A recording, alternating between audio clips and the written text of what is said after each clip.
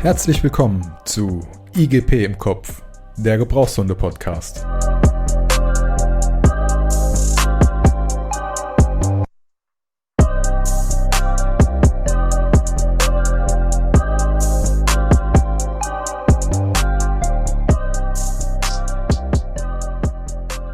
Hello everybody out there. Thank you for joining this conversation today of IGP im Kopf, der Gebrauchshunde-Podcast. Today we will have a special episode where we will originally talk in English because we have some special guests today for you. And thank you for listening. And I'm very happy to be here with my fellow friends Patrick. Hi there. And Andre. Hello everybody. And of course, we have our very special guests. Thank you for coming, the one and only Michael Bellon and Bart Bellon. Hello, how are you doing? Hello, everybody. Hello, doing fine. Perfect. So, Michael Bellon and Bart Bellon normally doesn't need any introduction for their personality, what they did for dogsport and with their companies. But it would be great if you just do just a little introduction of yourself. Maybe, Michael, you want to start? Well, Bart and I are the founders and promoters of the NePoPo training school, and we are the co-owners of Martin System, which is a company in Belgium that makes e-collars and other equipment, clack-clack boards, ball droppers for dogs. So, Bart, your turn, please. Okay, I'm Bart, 65 years old, since more than 10 years married with Michael. We have no babies. We have children, but no babies. It's another thing. And yes, we did met more than 10 years ago, and the two brains together were the mayonnaise to make everything that happened that we have now. The NePoPo school, Martin System, and in America we have two companies, Dances with Malinois and Zot. So we have a very busy life, and me, in theory, I'm in pension. But I must work day and night, and I don't know how people do that, do nothing. And I just turned 60 a few days ago. Oh, Yeah, congratulations. congratulations, yes. Thank you. But I guess you will never retire. Or do you plan to do that, Bart? You know, what Michael and I lately do see is that the higher you go in the ranking, in the tree of busyness or success, whatever you call it, the more people are shaking and trying to let you fall out of that tree. And it takes a lot of energy to be resistant to that. And more we learn to be very focused on our goal, on our mission.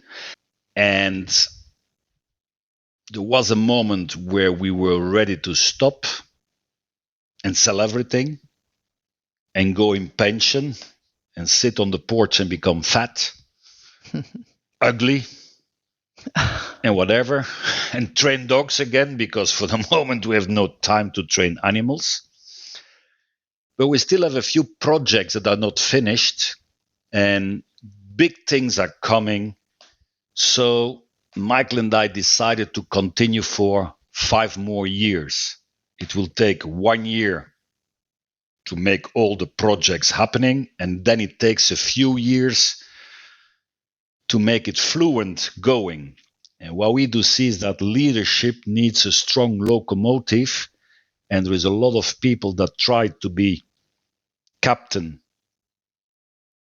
And if they cannot, they like to sink the boat with all the passengers. So it means that we must stay on the boat, take a direction, and prepare other people to take over one day. That's what we are doing. So 5 more years. I mean, you were just talking about your mission. Can you tell us a little bit about the mission you had, and if you fulfilled your mission already, or if you just need more time, or is it changing throughout the years? Can you tell us something about that? Michael or Bart? Go ahead. Ladies first. Well, we do see that around the world, tools are being not allowed, And when you make tools not allowed, you're changing the type of dogs that can be trained and the type of sports that you can do. And as we all know, in Austria, they already prohibited bite sports. So part of what we want to do is we want to encourage people to be able to train their dog, the kind of dog they want, in the kind of sport they want or vocation that they want, as long as they have heart and soul and the dog always does on cue, then they must be doing something right. And we want a little bit of tolerance. And we also don't want to have a certain type of dog be culled because of a certain training ideology. We believe in all different types of dogs are good for something. For every advantage, there's a disadvantage, and for every disadvantage, there's an advantage. What can I say? So that's a little bit of our mission. Can I jump in? Of course. Years ago, I had one mission, winning. That was all. And to win, I had the time to train and yes, a little bit talent. And winning was the mission. And then by winning, you win the empty trophy, which you cannot feed your family with. That's the reality. So, and you live a very egoistic life, and people start to hate you because you're a winner. Not a whiner, a winner. And then slowly, people ask you, hey, what is the formula to win? So they request you to come and give seminars worldwide. And of course, you accept the challenge and you go to that seminar and then you can speak for 5 minutes. And then you are there, I don't know what I do. I'm just a belly dancer. And then you start thinking, bloody hell, what do I do? And of course, Michael and I, we have a little bit study background. And due to that study background, the brain can analyze what the belly does automatically, spontaneous. And then you go around the world and you tell that to people slowly more and more. Now you can speak 20 minutes, 1 hour, 2 hours, and you can show it to people. And then you don't realize that you wear blue shoes and that you use a red ball and a black leash. And then in your first break, the organizer come to you and say, hey, Bart, you must use another type of color of balls because all the balls you use are outsold. And then I'm thinking, what the heck is going on? So people like to buy the tools that the winner are using. People don't understand that it is about the philosophy and the strategy that the winner is using. That's what it is about. And then what did Michael and I see? That you become the trick master on a seminar. A little trick to make the dog sit. A little trick for this. It's not a system training. You are a trick trainer. And of course, that trick works 5 times, 10 times. And then the dog is out tricked and it doesn't work anymore because there is no system. And then slowly over the years, you start to implement systems. And what did we see over the years? That a good system to go fast to success, fast and good, was the dogs were very pushy dogs. And then we did use pressure with the leash, and in the old days with the pinch collar and with the e-collar on low level. And when the dog, due to pressure, did do what we want him to do, pressure did stop, first reward, and we added eventually a second reward, because that was the day where Karen Prayer come with clicker training only, and so on and so on. And then came the third level of training. Booby trap your training. Put distractions in your training to break your training. The conflict training. But the dog must be able to manage the conflict. And when the dog manages the conflict, the system becomes conflict management training. And it looks like the dog just walks in the bush like, up, it's a day like another day. That's top training. But that system we could implement on bully dogs, dogs that were positively trained on purpose or by accident. That were the good dogs. So that was a winning system. And people did start to copy the winning system, but on younger dogs from 6-7 weeks old. And of course, those little dogs became fantastic good in what they did, but they had one missing link. They never did drink beer and they never did smoke cigarettes, and those dogs never did had the luxury of having an ego. So it were little monkeys that were good in the little monkey drills, but as soon as you needed a dog, it was over and out. So there, Michael and me, we did speak a lot because we did travel a lot, and then you speak a lot. And then we said, well, this is not what we want. And then we did start with a lot of shaping to make the dog a free thinker, active dog, a strong mindset.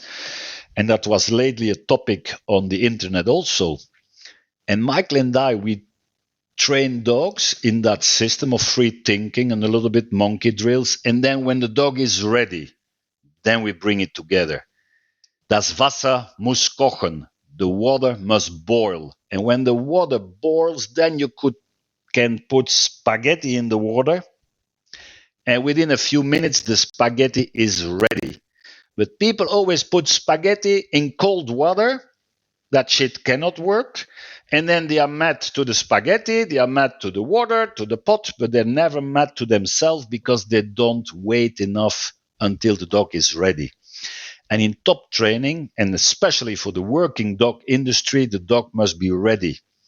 If you need a dog that does not move, and that's the big demand of the pet world today, I want a dog that is on the carpet for 32 hours, 23 hours. Don't move. I remember years ago, Michael had an interview with a specialized pet magazine. And they asked Michael, what's the difference between a sport dog and a pet dog? And then Michael said, well, for the sport dog, for the working dog, we need stim to make the dogs active. And for the pet dog industry, we do the opposite. We need the same stim to make them passive, which is a lot of times true. Not 100%, because you must be able to handle that bully dog. But over the years, what did we also see? That the position of the dog did change in the world. The dog becomes more... No, I was just going to say, for a working dog, you push them to do. And for a lot of pets, you push them to not do. Don't do that, don't do that, don't do that. Yeah. So, and then over the years, Michael did see that worldwide, the position of the dog is changing. So it becomes, in the old days, the dog were in the trailers, never in the hotel rooms. Nowadays, more and more, the dogs are in the hotel rooms. You see that. For example, last year, I was at Katschit. I saw a lot of dogs in the hotel. I did not hear one sound. This is new. 20 years ago, the whole night, barking, bow, bow, bow. So there's things changing, and the law in different countries are changing also, the interpretation of the law, because the law stays the same. It is forbidden, without valid reason, to inflict pain or to make a dog suffer. That's the law all over the world. It's how they interpret it. That means that there is some countries like Germany, Austria, and everything above that tries to be very, very strict, and we are not allowed to do pressure on the dog, and we are not allowed this and not allowed that. So dog training becomes very complicated. And due to the fact that dog training becomes very complicated in our difficult world, they did start to select a type of dog that fits perfectly in that new strategy. For example, we call that the dopamine dog.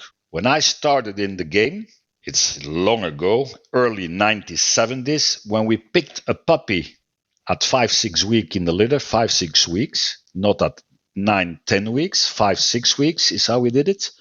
We did pick the pup that was not coming to the people. We did take the dog that was a little bit, I don't like you. A little bit antisocial. Yes. And we did throw a ball in the pack of puppies, and we did not take the pup that did run behind the ball because we did not want play drive neither. We did not want that. So we did want a little bit that a social dog that very fast become bow, bow, mean and vicious and does zone protection, what you guys call briefträger for Bellon, the dog that barks on the postman automatically. That's the type of dog we wanted in the past. Today, a civil dog. Yeah. Yes, today that dog is a problem. I remember in the beginning when I was a helper in the bite work, you could not pet a dog in the biting. Impossible, because that dog was immediately nailing your fingers. And then over the years, all that thing started in a game, and there is nothing wrong to that. In the old days, we did select dogs that were more endorphin dogs. When that dog was 1 year or older, we put a pinch collar on the dog and we pulled a little bit, and that dog was making drive automatically. With the type of dog we have now, the dopamine dog, which is the dog that is selected to be frustrated when they don't get their food or they don't get their little prey. Frustration, and that we canalize in what we want. That's how we do. It's a specific type of dog, and that dog loves the people, and that dog likes prey. It's selected for that. It means that, and that's a danger today. Today, the modern breeding is selecting dogs that are easy to train in the new world. That means that all the dogs that are not in that picture are out-selected, outranged. It means there is a type of hunt going on all the dogs that don't have prey drive and that are not social. And they go further. If a dog at 6 weeks old is not putting the tail up and waggling, out-selected. So a normal dog that is very stable with tail down is out-selected. This is very dangerous.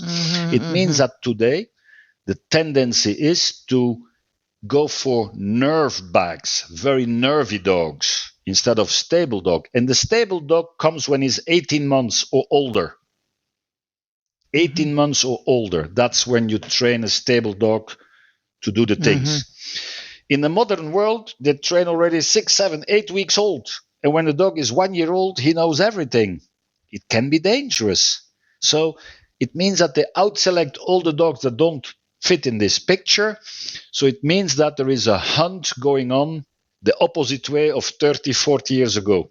So what we did too long ago is no good. What we do is no good neither. It's somewhere the middle of the road. But I find it very interesting because in modern days, they accept people. You have to be very tolerant of people of all different personalities and types. But for dogs, it's getting less and less tolerant. It's kind of inverse. It's very strange. I know that you have 2 dogs yourself at the moment. Is that right? A black one and a yellow one? Yeah. So did your preference for dogs change also in picking a dog? Well, it's very interesting. Like the dog I have now, my Zot, we got because we had the father and we really liked him. But he's not a prancer. He's not a dancer. He's a soldier. He's slow maturing. He's Stable. very calm. He's very stable. If people come to the house and they're visiting and he knows it, he doesn't go up to them. He doesn't care. He doesn't say hi to them. I mean, he's a very stable dog that's maybe not that easy to train in obedience and things, but he likes to smell and he likes to bite and he likes very doggy things. The bitch we have is very intuitive and a dopamine dog, and she's a dancer and she's a prancer and she's a little ballerina. But to go back to preferences, in the old days, I did like to train dogs that were too strong for other people, what we call the bully dogs. And the bully dogs, the water is cooking. The previous owner, involuntary, did do the perfect preparation. They always do a little bit, but never enough. And that dog takes everything. That's the dog that I did like to train. That was a challenge to me. But we still like to train that kind of dog. Of course. Well, Yes. we still do that, of course. But we did see that the big majority of people have that golden hand to involuntarily prepare dogs to be good. They don't do it on purpose, because if you try to copy their system on purpose, you cannot do it. For example, in the old days, my daughter Ines was specialized in preparing dogs for me. And then I took them over when they became a little bit too bully. Then I took them over, and within 2 days, solved. And very good dogs. Black Thor was a typical example.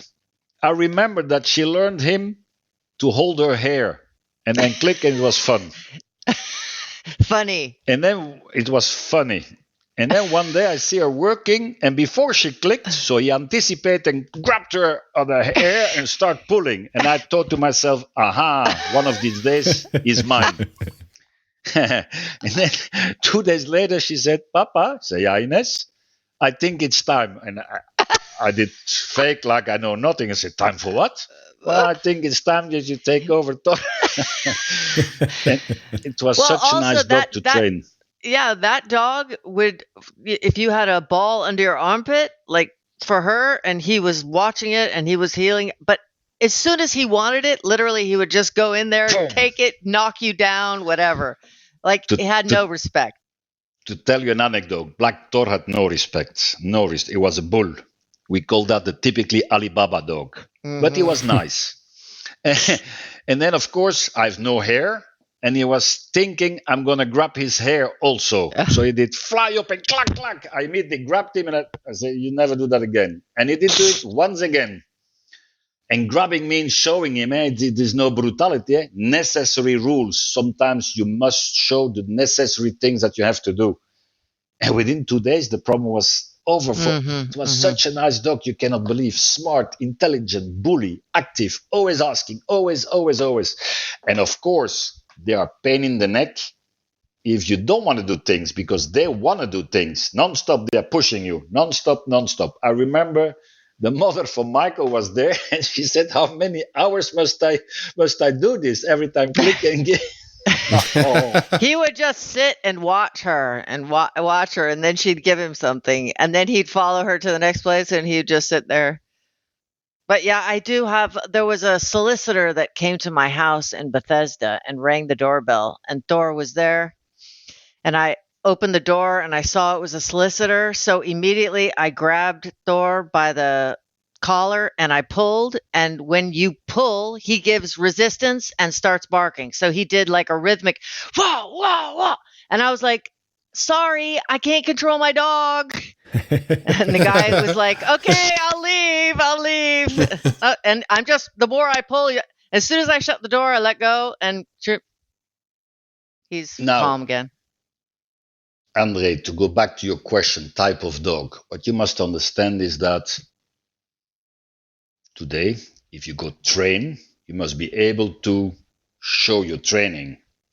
In the old days, there was no problem. You could train however you wanted. And that's why some of us did exaggerate. Now it's the opposite. It is exaggerated too much, positive only. And that's why you need a type of dog that is trained in a modern system where you can publicly train and use the consequences of the training systems you are in. That means that Michael and I, we train a dog positive. We train a dog with negative reinforcement. We train a dog in NePoPo with tools. We train a dog with the bamboo, with the leash, with the clicker, with everything.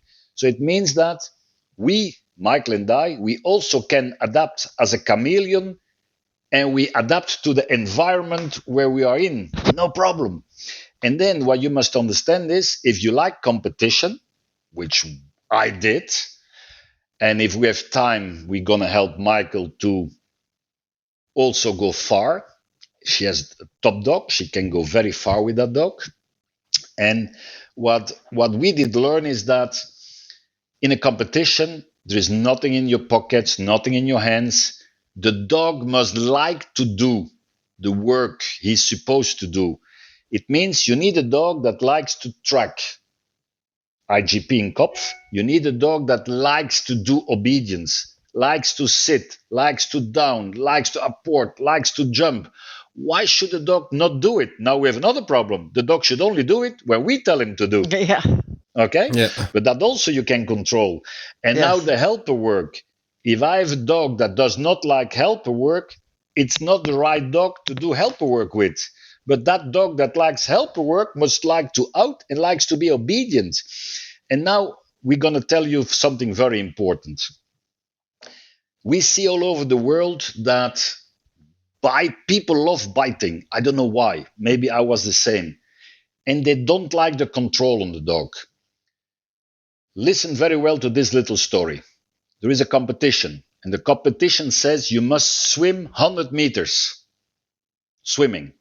And after 100 meters swimming, you come on an island, and on that island you must do 100 push-ups. That's it. And you know what? People train push-ups, take steroids and push-ups and more push-ups and more push-ups, but they all forget the swimming part. The competition said you must first swim 100 meters. And the guys and the ladies that can give 500 push-ups cannot swim 3 meters. Blah, blah, blah, blah, over and out. So, folks, don't forget to train the technical part, the swimming. For example, IGP in Kopf. Bite work in IGP is 95% obedience, if not more. It means that with a dog that can not bite very well, but just good enough, you must have 90 points if all the technical work is perfect. Revier, vooraan, ta, ta, ta, ta, out. And people don't train that. And when they train it, the dog has no desire to cooperate. It's not, I love to do it. I don't love to out. And then about the out, the danger is that the dog outs too fast. You don't need that shit neither. The dog should only bite when you tell him to bite and out when you tell him. So it's a very complicated game, but people train too much the push-ups and people don't train enough the swimming part. And when they train the swimming part, they train it, the technical part, there is no fun in it. And we learned that after a little bit technique, you do heaven. After a little bit technique, you do heaven. And more technique and less heaven. And after a while, the dog, they love it. You cannot believe. It's very strong what you said, making everything you ask them to do, making them love everything that you ask them to do. Whether you're asking them to out, whether you're asking them to bite, whether you're asking them to come, sit, down, stand, they must love it. That's your whole job, is how can you make it so that the dog will love everything that they must do, so that they will say, please, thank you for asking me to do it.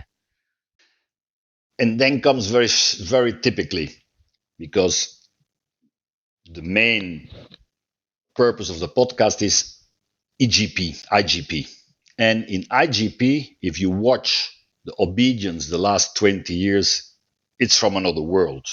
So if you watch the world champ 20 years ago and now, it's unbelievable. Yeah, you can't believe those people won. Now, yeah, it's. So it means that the evolution did something right. We cannot ignore that. So it's very well done. Yes. The problem of the evolution is that a lot of Joe Bobs cannot follow anymore, when in the past they could follow. So long ago, a good dog could come very far. Nowadays, that good dog needs a good dog trainer. So I did play in the Belgian ring. In the Belgian ring, I had competitors that I was thinking, how do they do? And then I went to watch their training. And I did not understand how the dog could understand. But the dog did very well. And then next training I went again. And then I said, well, it's just a lucky shot. The dog's name is Lucky Shot. The guy's name is Lucky Handler. The club is Lucky Club. It was all just luck. And that gentleman only had one dog in his life. Never again. So in the Belgian ring sport, you could have extreme good dogs, because the system is they go on the field And the dog does find an advantage by doing everything on their own. And because there is a variation in the program, operant conditioning, the dog became a champion adapting. And me, with my systems, I had to fight to those people. I could barely win from them. I'm not joking. So, and then you copy and you say, whoa, operant conditioning. So you must recognize the things in what other people do, even by accident. And then you come very far, because from profession, I'm a sport teacher. So I'm quite good in analyzing things. And yes, I did also like drinks at the club at the end. In those days, it was like that. So we did train, and then we're thirsty, and we did drink too much, and then we did kill our cars. And my God, not the dogs, the cars. So everybody did told to lose their cars. That was like that in the old days. Lucky us, there is no more drinking. That it was no good. But it was like that in those days. I did train every day. Passion creates a jobby. The seminar demand. Jobby means you have a job, and your hobby, dog training, gives you the black money. The black money in those days, we call that jobby money. And then comes the moment that your jobby money is 3 times bigger than your work money. And then you go to professionalism. And that's a dangerous moment, because in your jobby moment, you never did pay taxes, never did this, no insurance, no that. And then when you jump to professionalism, you say, bloody hell, I must work my ass off to don't go bankrupt. This is the reality. So hobby, jobby, job. And a lot of times when you are the hobbyist, you are the best, because your only concern is your hobby, your passion. As a semi-professional, when I had ZOT, I was a semi-professional. And in despite of that, I still became champ. Normally, a champ was always a person in pension.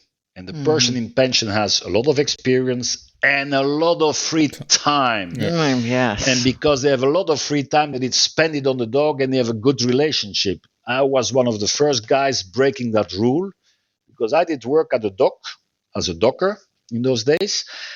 And my shift was done 10 p.m.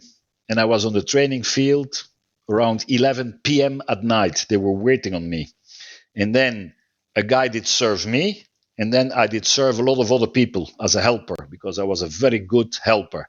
And then it 2, 3, 4 o'clock in the morning, it was like that in those days. So hobby. I remember. And as a hobby man, I was very passionate. And now, as a professional, of course, Michael and I still have the passion, but we must pay so many people that we cannot afford to hang around on dog clubs anymore. We must make sure that there is enough money coming in to pay everybody, and so on and so on. It's a choice. We must not whine.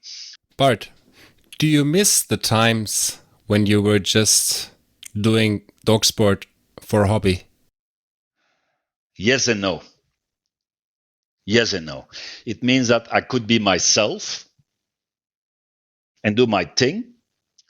Now, when Michael and I go somewhere, people always ask, what are you doing? Why are you doing? We don't have the freedom to be ourselves anymore.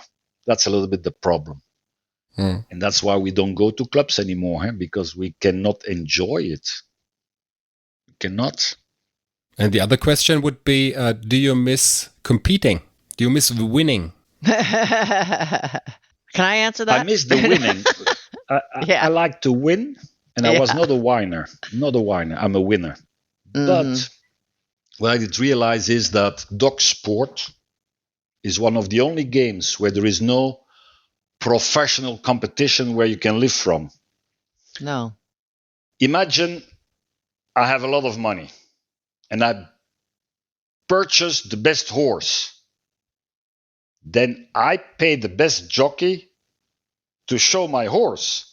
That does not happen in dog world. In dog world, the fat guy with a lot of money buys the horse and the dog, and he tries to become champ with that dog. It's typically. So in showline, German Shepherd, They pay a runner to present your dog because there is money to win. So dogsport, IGP, there is only the empty trophy. Imagine Michael goes in competition in 2 years. Imagine. Tell me, what can she win? Glory. What else? Glory. Yes. Yeah. What if she is number 2? Huh. She fucked up. Da da da da da. What if she wins? That's what my daughter told me years ago. She said, "Papa, I will not compete." And I said, "Ines, why?" Well, if I don't win, people laugh with me and laugh with you. And if I win, it's normal. Yes. And it's a little bit true what she says. Yeah, but it's part of the game also, huh? Of course. And there you must be very strong. And the question, I like competition, but the reality is, Andre, I cannot run anymore. I cannot catch dogs anymore. It's true. So there is a moment where I would never work a dog like the black bitch I've now. That's a dog under 30 kilo. Are you kidding me? A dinky toy. I needed a dog 40 kilo. But my dog is way bigger. I know, Michael. That's why I cannot handle him. I cannot anymore. Of course. I mean, those dogs. Dominique, are you going to come here and be the helper for my dog? I will. I would love to. He would love to, but he can't. It will go He's there. not allowed. He's not allowed to go in. Well, I mean, so competing, we are a little bit competitive, and that's why all that competitive desire we put in the businesses we have. So because Michael and I, we are very hard workers, and we are both of us, we are very autistic. Once we are on a thing, we are so concentrated like razor blades. So people only see when you have success, then they see the good things. They never see that at night when they sleep, you are working. They never see that at night when they sleep, you are thinking, what did I do wrong? How can I pay this? How do it? And so on, and so on. So success has a big, how should I say? There's another side. Yeah, Bart always says to me every night, what do people do who don't work constantly 18 hours a day? Like, we have two of us who are working constantly from like 5 a.m. till 9 p.m. And he's like, how do people get everything done? And we still don't finish everything. And we're like, okay, we did that, but now we still have to do that. Yeah. So we're constantly, I don't think we live a lifestyle that's in accordance with our age. That's one thing. And I think that a lot of younger people cannot follow our lifestyle. Oh, no. They don't have that discipline to wake up in the morning and to do the necessary things, the chores. Brushing a dog, brushing horses, cleaning stables. Yeah. Every morning we wake up, we get the stable ready, we bring the horses in, we get the dogs ready for their bike ride, we bike the dogs 2 miles, then we come back, we clip their nails, we brush it. It's not a joke. We do it every day. Every day our dogs are well exercised. And yes, we try to train a few times during the day as well. But yeah, we make sure that they're well taken care of. When I gave is that the life you're wishing to have? Is it? Are you happy with that? Or do you complain? Yeah, no, we're not complaining. We actually have fantastic dogs. I mean, whenever we have a dog, we always think it's the best dog we ever had. But now we sort of think we have 2 really good dogs in their own way. No, we like to do that. Whatever we do, we like to do a good job. Andre, you cannot make me happy by letting me go 1 week to the Caribs. After 1 day, I say, what the fuck am I doing here? Right. It's not good for me. So. Right. He's getting out his paper and he's like, we have to draw a schedule for blah, blah, blah. Yeah. Well, you have to understand, my dad just turned 87 or 88.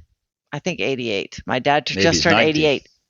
He has a business. He just got back from a 3-week trip to Asia, where he set up a whole bunch of business deals. He's in atomic energy, and yeah, he still works nonstop. So, and flies around the world. So we're a little bit that kind of personality. I must confess, I'm a workaholic. I like to work. But I only like to work if I like to do the job. Go sleep, it's done. Don't let me do things that I don't like to do. I cannot. Then I'm the biggest donkey that you can have. That's why I have to do all the things that nobody likes to do, because somebody has to do them, and it's not going to be Bart. if I had, that's without joking, if I had Michael's character, I would be much further in life, business-wise and in everything. I have a little bit that lazy side. I can only do things that I like to do. And if I like to, go sleep, it's done. Day and night, I do it. No problem. And I don't need coffee to stay awake. When I like, I need the passion. When I don't have the passion, I cannot do it. Lately, one of the top engineers was asking me, how did you find that? I said, because I like it. And I'm not an engineer. It's the same with dogs, huh? They need the passion to do it, huh? Yeah, the same thing. The same thing. And then you must ask yourself, because that's a question that, why do we do the dog stuff? How did it come? Because me, I come out of a family and my parents were not animal lovers. No, they were very old-fashioned. And yes, in Africa, where I did grow up, we had a dog on a chain, and that dog had to bark and bite. That was the job of the dog. And I think that when I did born, that dog was in my life as a pup, 6-week-old. And I think it created a type of image. And I'm not a real dog lover. I like to train dogs. But if they say, Bart, no more dogs, well, okay, no more dogs. But I like to train them. And when I train them, I like to do my stinky best to make harmony. Harmony was always very important for me. And I was always thinking, a dog on a chain, it was like that in the old days. Michael, she had dogs in the house. Me, I did not like dogs in the house. Now I tolerate it because we have a bitch. She lives in the house. And you even don't know she's in the house. When you come in, she goes at the side, she goes on the carpet. And when she needs something, she's bully. She starts pushing me. I say, hey, I was so happy that my kids were out of the house. And now I have a black bitch that tell me, hey, I need my milk. And hey, and don't forget it, because she's pushing until she gets it. She doesn't get her little vitamins at night. Yeah. I like it. So I like her to push me around. So I accept it. In the old days, that was impossible. No. But I learned, and that dog came very far just by accepting her bully shit. An example, lately Michael is on a bicycle, big property, and she loses her transmitter. Oh, bloody hell, where's my transmitter? And then she said, Jack, come here. And she take off the collar and she let sniff the collar. And she says, identificatie, allez, go search. And bloody hell, that bitch comes back with that transmitter. And I'm looking to, she has intuition. You see that? Yeah. And she looks a little bit like she's just messing around. And, you're a little bit like, just find, but in 1 minute, she's picking it up. She comes back with the transmitter. And then you think, how does she do that shit? Yeah. And at night, when she grows, wake up, there is something. And she shows you where the danger is. That's what I like. So these are the things, that's what they call that something special. And when you work with animals, you cannot do the top job by just taking them out of the crate and doing the alphabet and putting them back. It doesn't work like that. You need to have a little bit that bound, Well, I have to say, I like it, and I think Bart also, that we like to observe our animals and watch the patterns that they create and things that they do, because it's a little bit like chess. The horses do one thing, and we watch that, and we're like, okay, now we're going to change this and see what happens.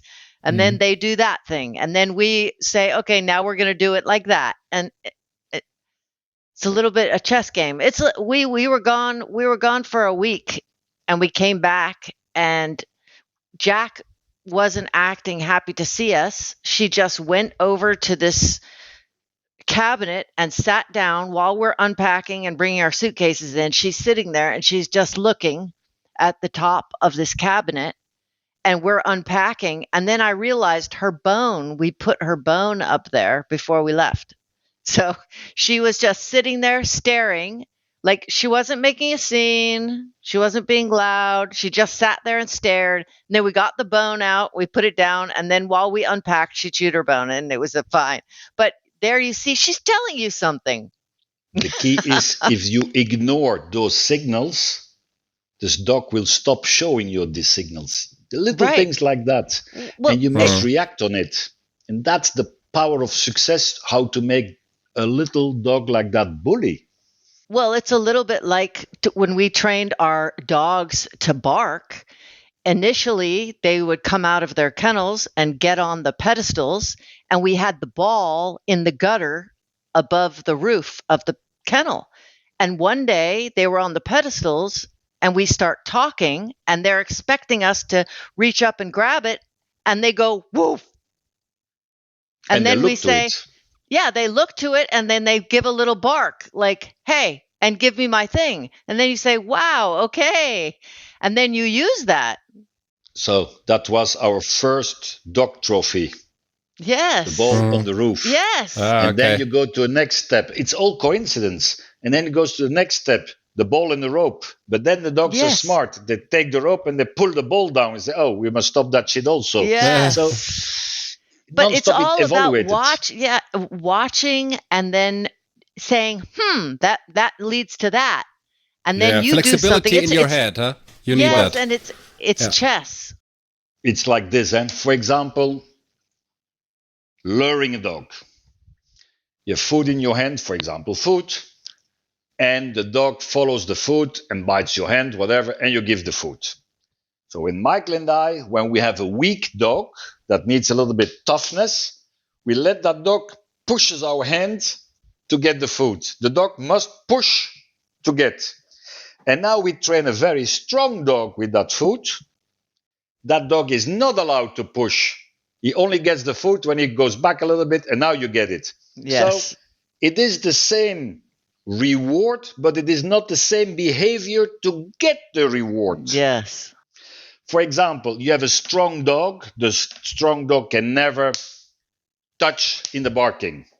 If you accept that, from kissing comes more. Remember? Yeah. So if you have a weak dog, you must accept it, because that weak dog becomes stronger and stronger until the water cooks, and then you tell it, now we stop that shit. But that shit that stopped must not stop the whole behavior. It's just that touching. It's like tracking. What do we want in IGP? A dog that goes very deep in every cast. To get that, there is different systems. One of the systems is foot in every footprint. And then people put a big foot on the ground, and then instead of sniffing, the dog is just cut, like a chicken. They pick it up. They are not tracking. They are visually picking up the food. No good. So the food must be smaller. And then we do like in direct reward. Direct reward, it must be boring, predictable, every footprint, non-stop. One foot kibble, one kibble, one kibble. And we put it in the footprint. And lately, there was a discussion about a machine that digs a hole in the ground and opens the ground a little bit. It's good. A cedar. Ah, okay. And then disadvantage, the dog starts scratching and da-da-dee and da-da-da. Well, let us say like this. For some dogs that are not with a deep nose and there is no aggression enough, you must dig it in. So they must push and they must scratch a little bit. But you don't like him to scratch, but it's a good signal. Now he scratches, and the moment he scratches, you give a little bit negative, negative, negative. If negative is too hot, they stop the whole behavior. We don't want them to stop the whole behavior. We want them to continue, but find another trick to get that foot out of the ground. Now with the muzzle, we take it. That's what we take. Okay? So it's not because they are digging that machine is bad. It is just bad if you accept the scratching. Because if you accept it 10 times, you are in the fucker. It's already myelinated, and now you need a baseball bat to stop it. So what can I say? It's a little bit the reality.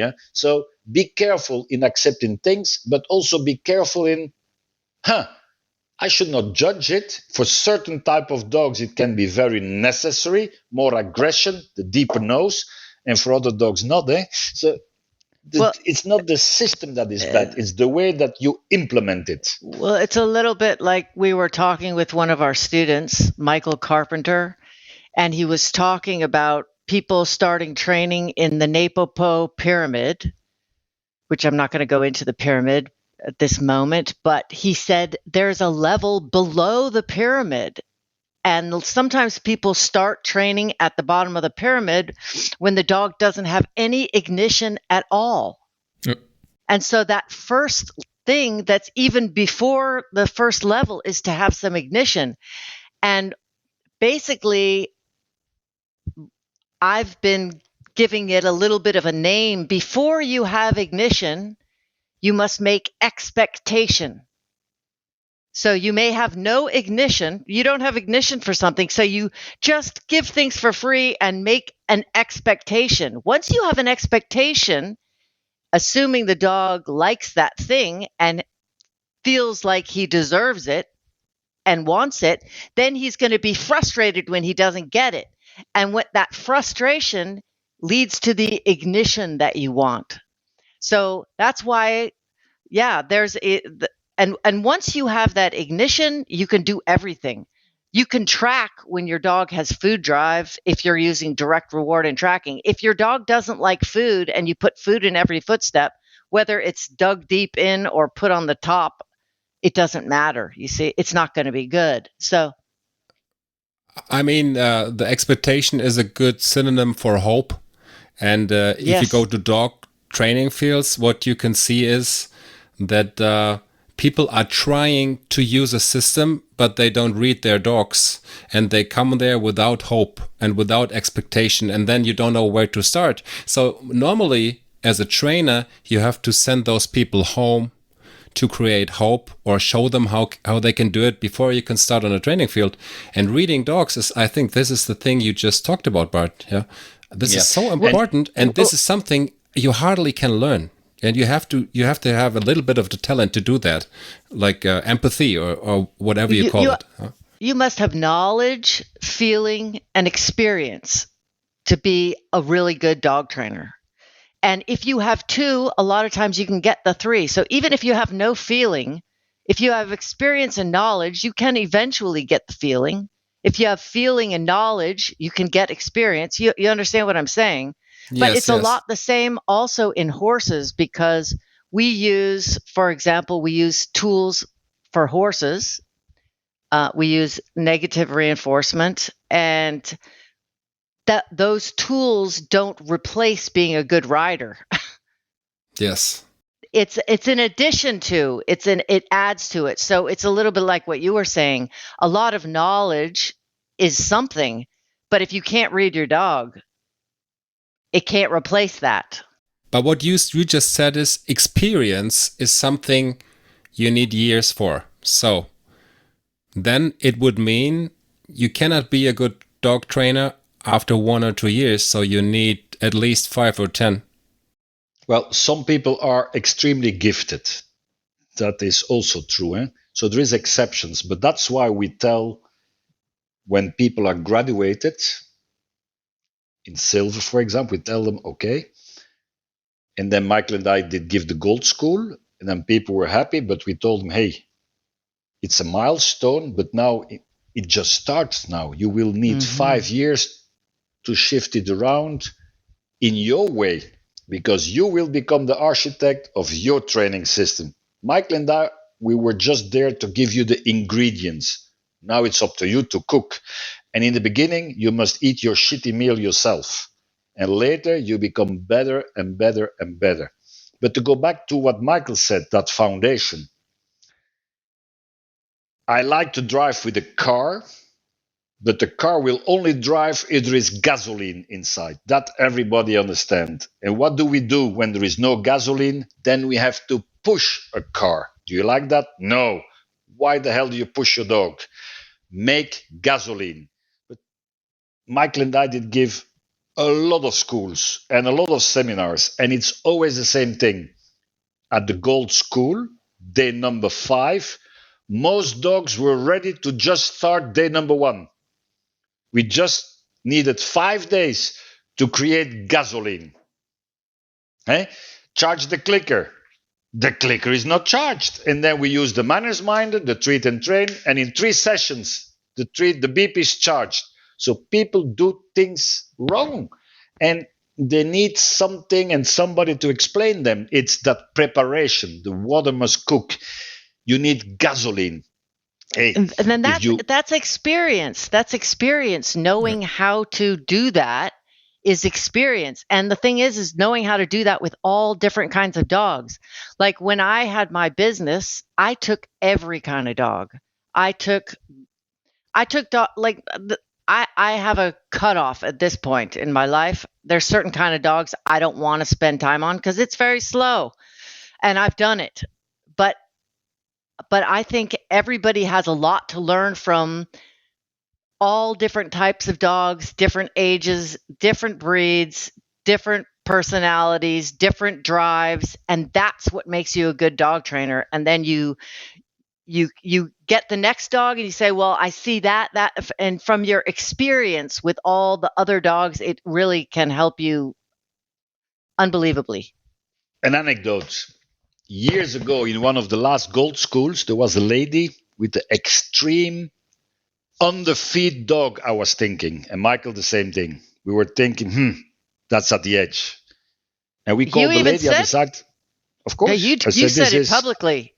Yes. I said, we cannot work that dog. It is close to animal abuse. I don't want to be part of this.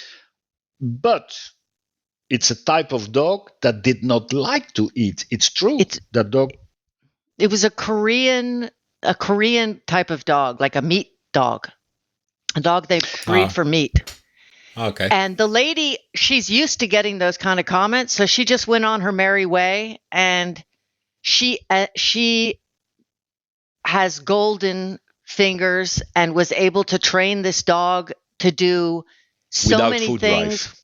Without food drive, without prey drive. It had a little bit of pack drive, liked her, but what she could do with this dog that had, most people couldn't train it. She trained that dog. Dominic, can you remember the Brinzel? Yes. Bringselverweise, yeah. Okay. Yes. At the last day, the second day, we told all the students, listen, there is a test with the Brinzel. If you want, you must not. We let you smell the smell of a jacket, and we put 3 jackets on the ground, and the dog has to find it. And if the jacket that matches your scent, the dog will take the Brinzel and come to you. She did achieve with that dog to do that in 4 days. I cannot do that in 1,000 years. I must confess. I mean, she is. She might have even been in your class, Dominique. Was she in your class? I don't think so. That. Okay. That was amazing. She's a little, and there we were wrong because that dog did not like to eat, preferred not eating. And Michael and I remember that in Washington, when Michael had her business in pets, once she had a whippet. I never forget it. And that whippet, they already looked very thin. And that whippet did not like to eat neither. And we did understand too late that dog likes to run. The biggest reward for that dog was running. Okay? So sometimes you must go with the flow and don't stay on your stupid ideas. It must be like this. No. You must have that little, go with the flow. Right. You think your special toy you got for your dog is the preferred thing, but really it's your tennis shoe. Yeah. Well, It's like if they ask Michael and me, how do you train healing? We always change the system. We adapt non-stop. We adapt non-stop the way we train the healing. It's just a basic thing. How do you train a back transport, rücken transport? You go with the flow. How do you train a bark and hold? It depends. You must a little bit go with the flow and well, that's why I remember at some seminars, and we were helping. We always help with the trick of the day. And one lady, after the seminar was done, she said, "And how do you train the heel, or how do you train?" And we don't have a recipe. It's not about the recipe. It's about having the ignition and reading your dog and observing. How can you make it fun for this dog to do what he needs to do? How can you make him enjoy it? And to go back to the beginning of the podcast, what is changing in the world? Well, I'm going to tell you something. Michael recently posted a picture from her dog, and it's a good-looking dog. She's in the city, and the dog is on the ground and does nothing. It's a beautiful picture. Hundreds and hundreds and hundreds of likes. And then you post something that is high training, 1 like, and 20 thumbs down. That's what's going on in our modern world. It means that a dog licking his own balls, 5 million views, and then a dog doing a nice performance, nothing. That's the reality. So it means that what we do, IGP, is not easy. It is a very complicated game. It takes a lot of time. And people have 3 times in the week desire to go train, and they don't see that the dog has no gasoline. And people don't do homework. They don't prepare the dog home. They just go to the club and say, what must I do? Yeah. Links, rechts, ho, team. It doesn't work like that. Mm-hmm. Well, that's interesting. I was talking with somebody who they had a little problem with stairs in Belgian ring, going up and down the stairs. And part of the problem is that they only practice that when they're in training. But when they take steps in other places outside the training field, you can also train taking the stairs. That's what makes it easy. It's a lifestyle. I mean, Zot is not in Belgian ring. He's probably not going to have to do stairs in a competition. But if I go to a place and I walk down the stairs, he's walking with me. He's taking 1 step at a time. For example, yesterday I received a message from an old friend and say, hey, Bart, I like the way you guys train dogs. I have a problem. My pup is 8 weeks old. He does not like to eat. After 15 minutes, everything is eaten. What must I do? And I like him to eat. I say, don't change nothing. You just leave it 14 minutes. You take it away. Next day, 13 minutes and 30 seconds, and you take it away. He will be faster from himself. The dog had no competition as a young dog. As a young dog, 4 pups. They have a lot of food. Why should he be fast? No reason to be fast. But in dog training, you need that gasoline, and that's how you make that gasoline. For example, the black bitch that we have, she is not food addicted, not at all. And we did train her on the back tie, but if there is a fly in the air, clack, clack, she kills the fly. I said, aha. Michael and I said, you like to kill the fly? Now you're going to kill the kibble in the air. So we throw kibble to her in the back, clack, and then she likes it, clack, clack, clack. That she loves clack, to clack, eat. She misses, of course. And now she misses it, it drops on the ground, she can hunt it. Day number 3, you change the rules, and in your head you say, if you miss it, I pull the leash, and now you cannot eat it, and the rest you can eat. And more and more, and one day you miss it, and now put it away, and now for 2 hours the restaurants stay closed. But people cannot make more and more consequences. They cannot do that. Oh, my little dog, and did it. Allez, Michael's horses. Michael is a real horse lady. She every day goes to the pasture, does the whole thing. And then we have 2 horses that are beggars. And 1 horse that says, you. Right? And the beggars are the easy ones to train. They always, hey, they like to eat, they like to be pet, and then we have an autist that doesn't like nothing. And that autist learned, if they come with the horse gear, I run away because then I must work. That's what he learned in his past life. And with the horse, it's very hard to work with food because a horse must eat every 4 hours. That's one thing. And two, in the summer, our horses are on the pasture, which is, I think, 16 acres, and they can eat. You have a competitor, free food. Why should they come for food? They have food for free. So they see me, they run away. I don't like that. I drive behind them with the electronic bike and with the whip, and I chase them around the property, running, until the only escape gate is towards the boxes. How do you call that, Michael? The barn. The stalls. The barn. Hey, if we call them now, full speed they come, and they pass the whip. They don't run away. They know exactly, in the box. And in the box, they have their food, special grain. I call one time. I hate it. And then the slacker, there's always a slacker, and der zu spät ist. Well, he will have less food. He learned to be today the slacker was full speed. But people cannot train that. But that's how you make that gasoline. And when they have the right mentality, now we can train them. Hey, I'm a sport teacher. How can I learn the kids that I must teach to love the game? If they don't love basketball, how can I teach basketball? You must learn them to like that ball and so on. And once they like the ball, then you can start training. As long as they don't like the ball, you cannot start. It's impossible. It's the same thing, you know. Yeah, for the handler, it's absolutely important to have the experience, to have the view for things like the example with the fly. Yes. And then to Patrick, a lot of people copy what you do, but they don't. It's monkey see, monkey do. But they don't understand that you implement always more and more and stricter rules.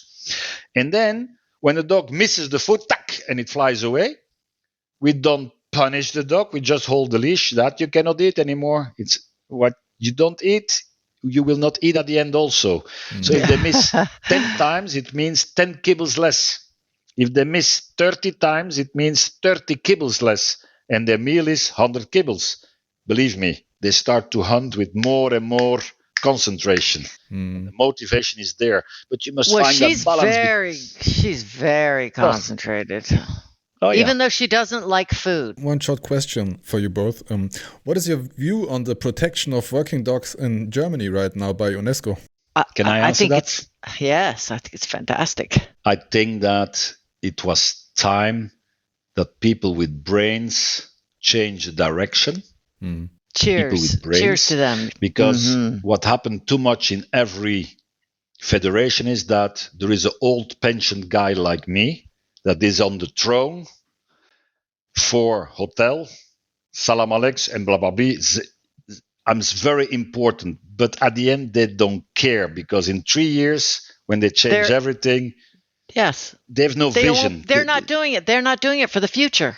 No, they're doing it just for themselves. And that UNESCO idea is a brilliant idea. Brilliant.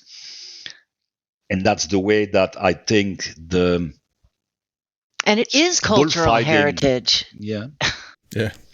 That's the way why bullfighting is still going on, why the races with pigeons are still going on. I think that it's part of a culture. I think it's very important.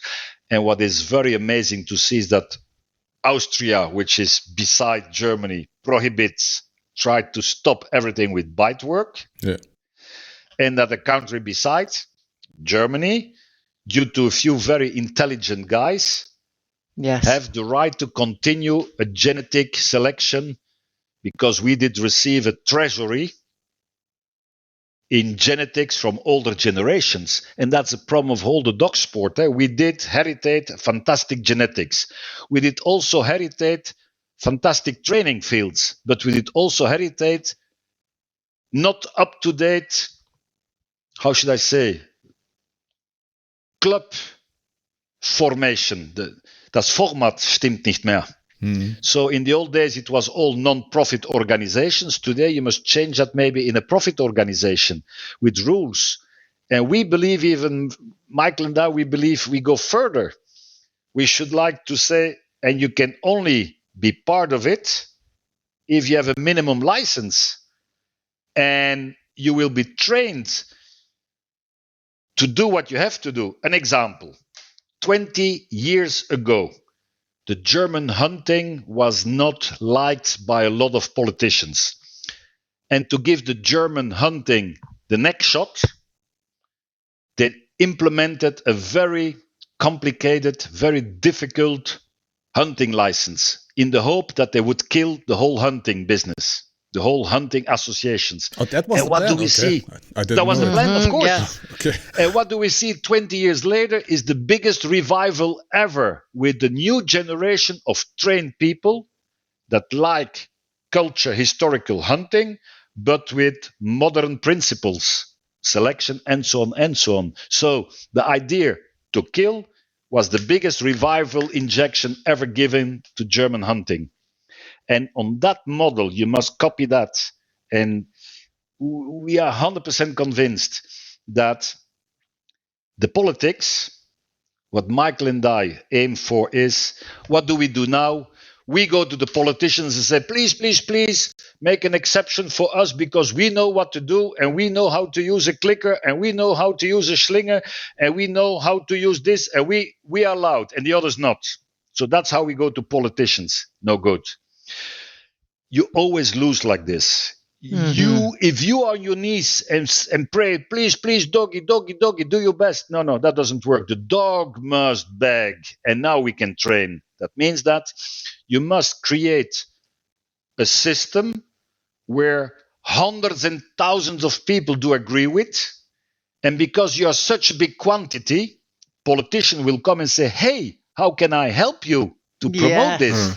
That's what you need. Yes. Change the game so that you become attractive. And the model is the German hunting. That's a little bit like model. That's a little bit like the first question that you asked at the beginning of this podcast. Yeah. And that was Andre's question, I think. It was a long answer. Now now the answer is fully answered.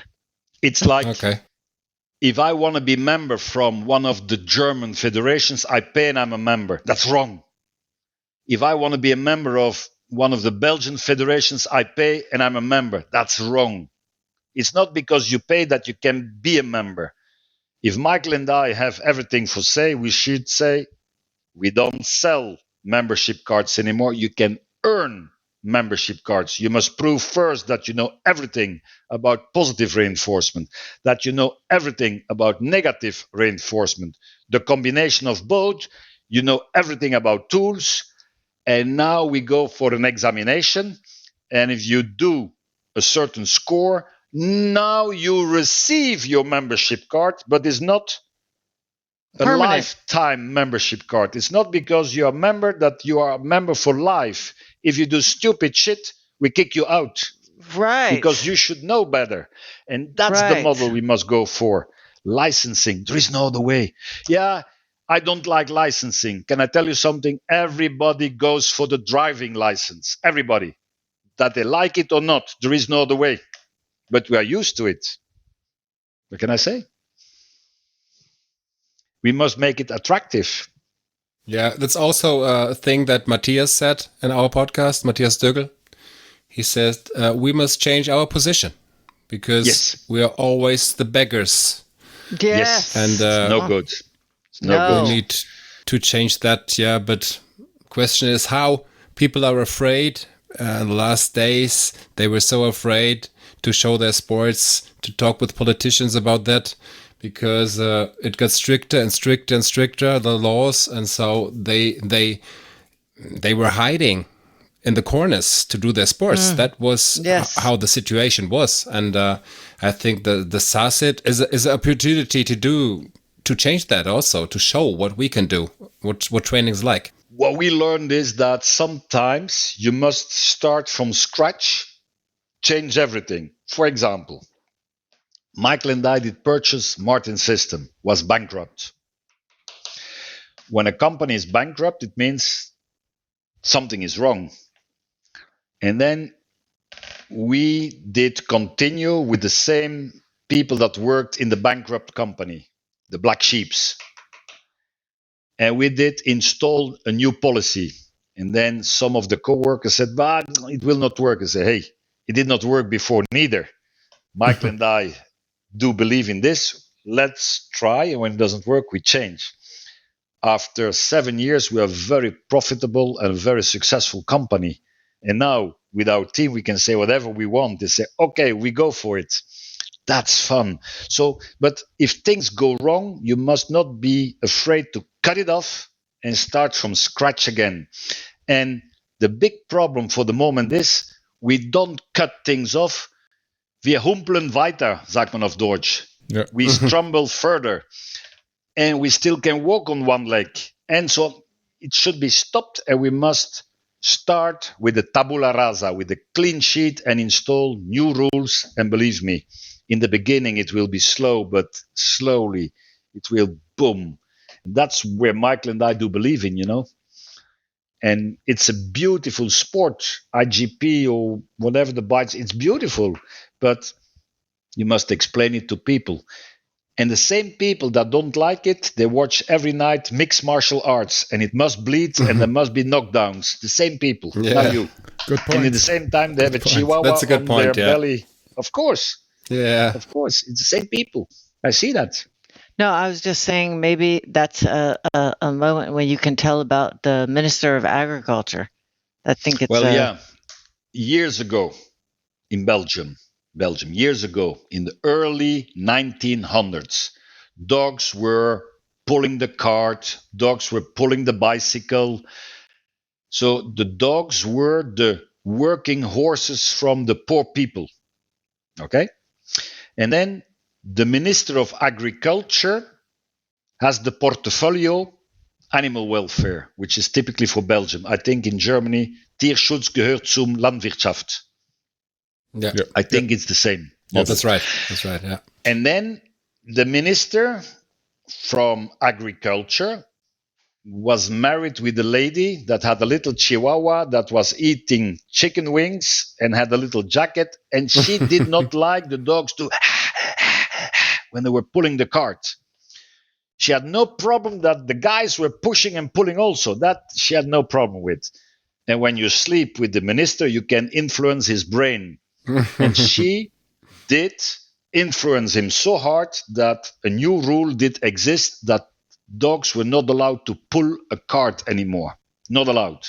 The next day, 500,000 dogs were killed because there was no money to keep them alive. In the name of animal welfare? Come on. Until now, it is still not allowed for a dog to pull. That's why when I pull with my dog, I need a special sport license to pull on a bicycle. The same idea. It's not allowed to chain a dog anymore. That's why we did invent the flex pole years ago. The flex pole is not a chain. Okay? In the old days, we did chain up dogs in the club, and they were on the chain. And they were growing. And when we did bite work slowly, they were starting, the water was cooking. And now we knew, water is cooking, he's ripe, we can start. Nowadays, if you do that, you go in jail. You see? And then, of course, and then in the old days, we did know exactly, don't go when a dog is back-tied because he's defending that zone with heart and soul. When you come too close, he barks. And because it's a very deep bark, wow, wow, wow. It's to chase you away. It's a ritual barking. And if he did not change away, he did bite you. There was no other solution. That was typically. Those dogs that were on the chain, very strong, you unchained them and they were like little sissies. They were not used to not feel freedom. The modern dog is the opposite. He's used to freedom, and if you back tie him, he's in the shitter. You must find that little balance. And that's why Michael and I, we do a lot of back tie work. And no, our dogs are not back chained day and night. Hey, we have here a neighbor where the dog is chained. When you go on that property, you see a barking from another planet. Pow, pow, pow. aggressive. Nobody did teach that dog to bark. It is a spontaneous behavior. The intruder comes in my domain, and when I bark, the fucker goes away. Ha ha ha, he goes away. And it's a home win. But nobody did train that dog to bark. And we That's a train with dog. tricks in the whole Actually, thing. Bart said if he didn't have a dog, he would buy that dog. He's Of like, course, I yeah. love that dog. Yeah. Is it a Belgian Malinois, at least? No, it's a mutt. No. It's a mutt. It's a mutt. nothing.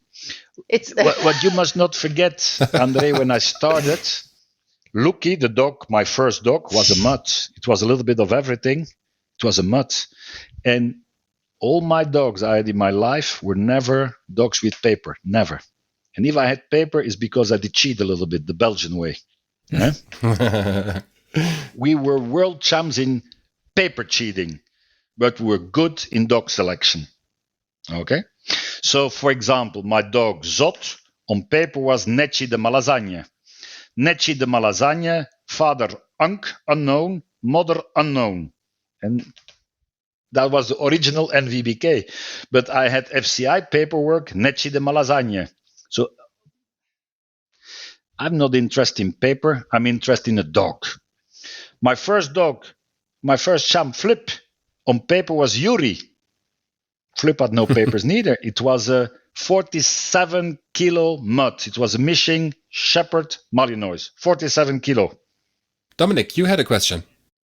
Yes. So no, it wasn't a question. So you were talking about licensing, and I think that's the beauty of also the NePoPo system, that you, of course, you have a training system, and I think a lot of times people are doing those monkey drills, the monkey see, monkey do, and then they have a problem, then they come back to you and asking, so I have a problem, what do I do now? And the good thing about the NePoPo system when you do the silver and the gold school is that you don't get a do this, do that, and then do this. So like you said before, you get a, how should I say, you Pepper and become, salt. yes, and you also become like the creator of your own Architect of- training system. yes. Of your own, so you learn how to learn within the rules of the system, and I think that's the beauty of it, and you grow into that system. Dominic, Michael and I, we think big. And by giving our life school, we did not reach enough people. And when we did reach people, you did reach people that could afford to come financially, and also could afford the traveling and the hotel and the 1 week away from home. So it's a whole investment. We didn't know that. And that's why we did create the online version, which is 3 times cheaper. And once people have it, they can always watch it back and again. So they have it for lifetime. Oh, what did they say there? And they can go back. So it is a way to reach more people. That's important. And the whole thing came together like that. So our big dream is to create that big quantity of people, and more people become online silver, and more people, due to that, go to one of the multiplicators to become gold. An example, one of our good friends from very long ago was successful in NePoPo online, and now went for a gold. It makes me so happy, and Michael, you cannot believe. So, and he called me afterwards and he said, Bart, I learned so much. And of course, I had a lot in my belly already, because I did do a lot of these things, but I did not know I did do it. I could not explain it, but I do it. So, yeah. So, and that's the thing that makes us happy, to make that big army that one day will not be silent, and one day will not accept that the politician says, kein Hundesport mit Beißen anymore. We don't accept that. Remember, years ago, I was a lot in North Rhine-Westphalia, ein deutsches Bundeslandstaat. And in those days, I was a worker from the brand Innotech. And I was the boss of the pro staff team. And the pro staff team was a team that did learn other people how to work with an e-collar.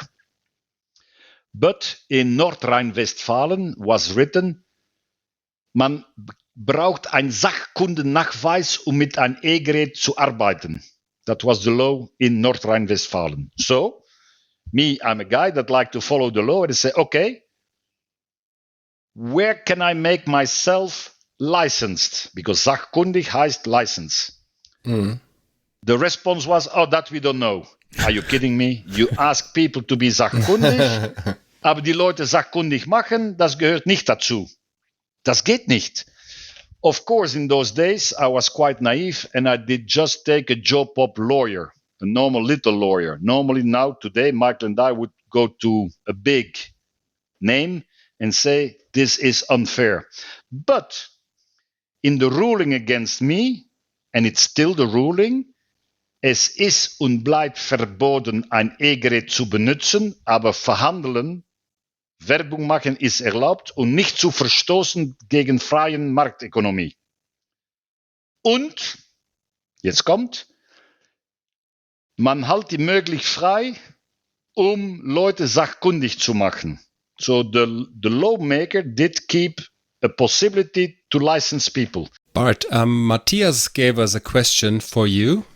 He was our last guest, Matthias Dögel, and he asked the question, what kind of dog would you not like to train?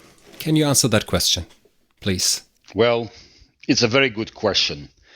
And Matthias maybe is trying to push me where a breed, and I will avoid to answer which breed I don't like to train. What in general is very important for Michael and me is that the dog in question has attitude. The dog must have the working desire, the activity desire, and that desire must be intrinsic. So if we have a dog that is lazy, we call that the lazy dog. That dog was always served because he's lazy. So we try to change that attitude, and the dog must change by trying to do something with the environment. And once that the dog is pushy, then we start training. So to answer the question, it has nothing to do with breeding or with the specific breed. We like a specific type in every breed, and we like the dogs that are active, and the activity must be intrinsic. We call that when the water is cooking, you can throw spaghetti in the water, and within a few minutes, you can eat. That's the point. All right. And is there any chance to pick a puppy, if you pick a puppy out of a litter, to see if there is a puppy with a more attitude than the others? Or is it a thing you need to educate? Well, let's say like this, I have a little bit experience in picking up Malinois puppies. And in Malinois puppies, in the old days, we did always pick up the puppy as soon as possible. So we did try to pick up 5, 6 weeks. 7 weeks was already very late. So we tried to pick them up very early. And then, of course, well, we have the good genetics. So like Michael said before, there is a lot of genetics. And what we do see in litters is, if you come at the litter and there is one puppy that did eat a lot the feeding time before, that puppy a lot of times is less active. So if you go a lot of times to litters, you see a lot of times different dogs are the most active. And, you know, for us, it's a little bit a feeling thing. You just have the feeling. What we double check is, does the dog has the eyes that work well?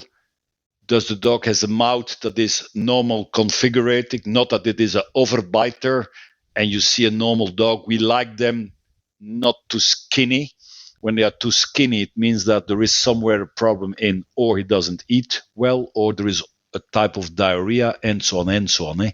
So what we do see is, It must be a match from in the beginning. For example, to tell you the truth, I would never have picked Black Thor years ago.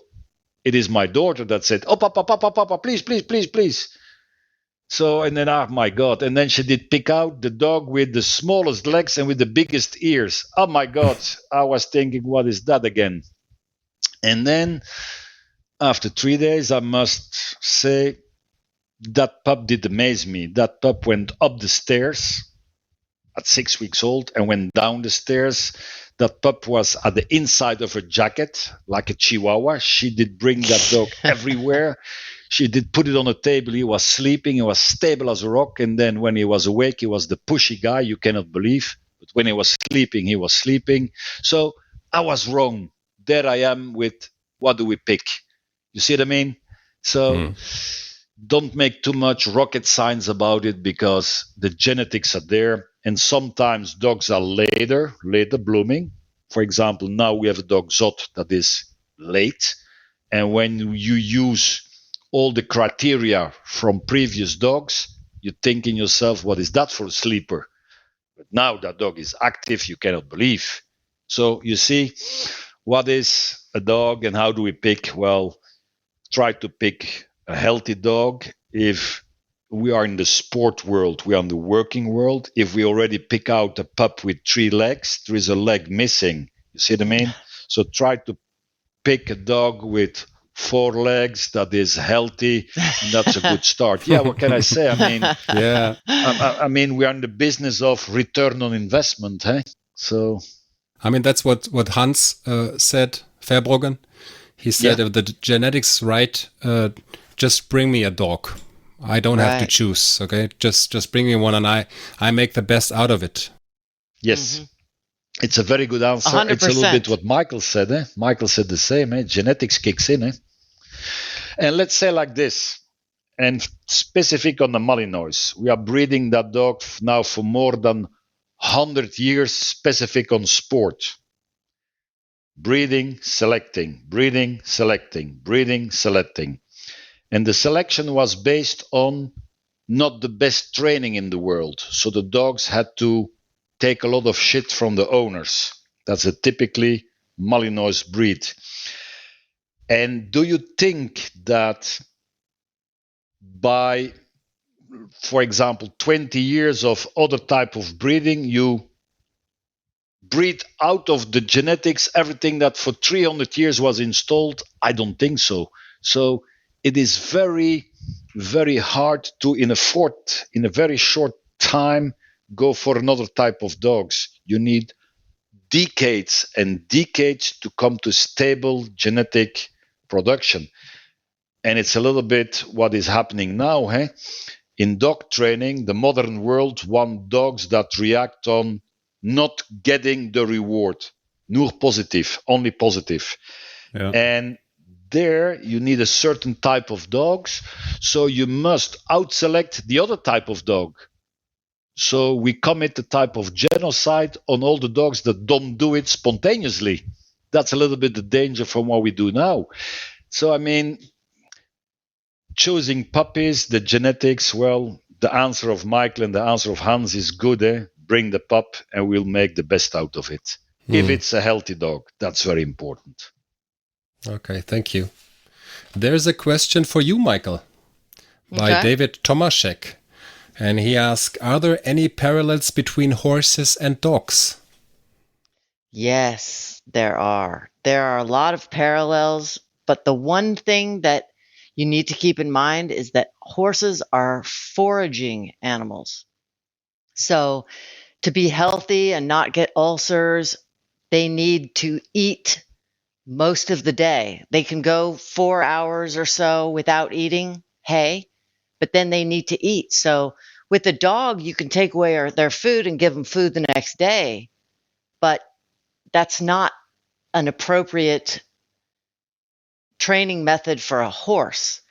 But if you put that aside, a lot is the same.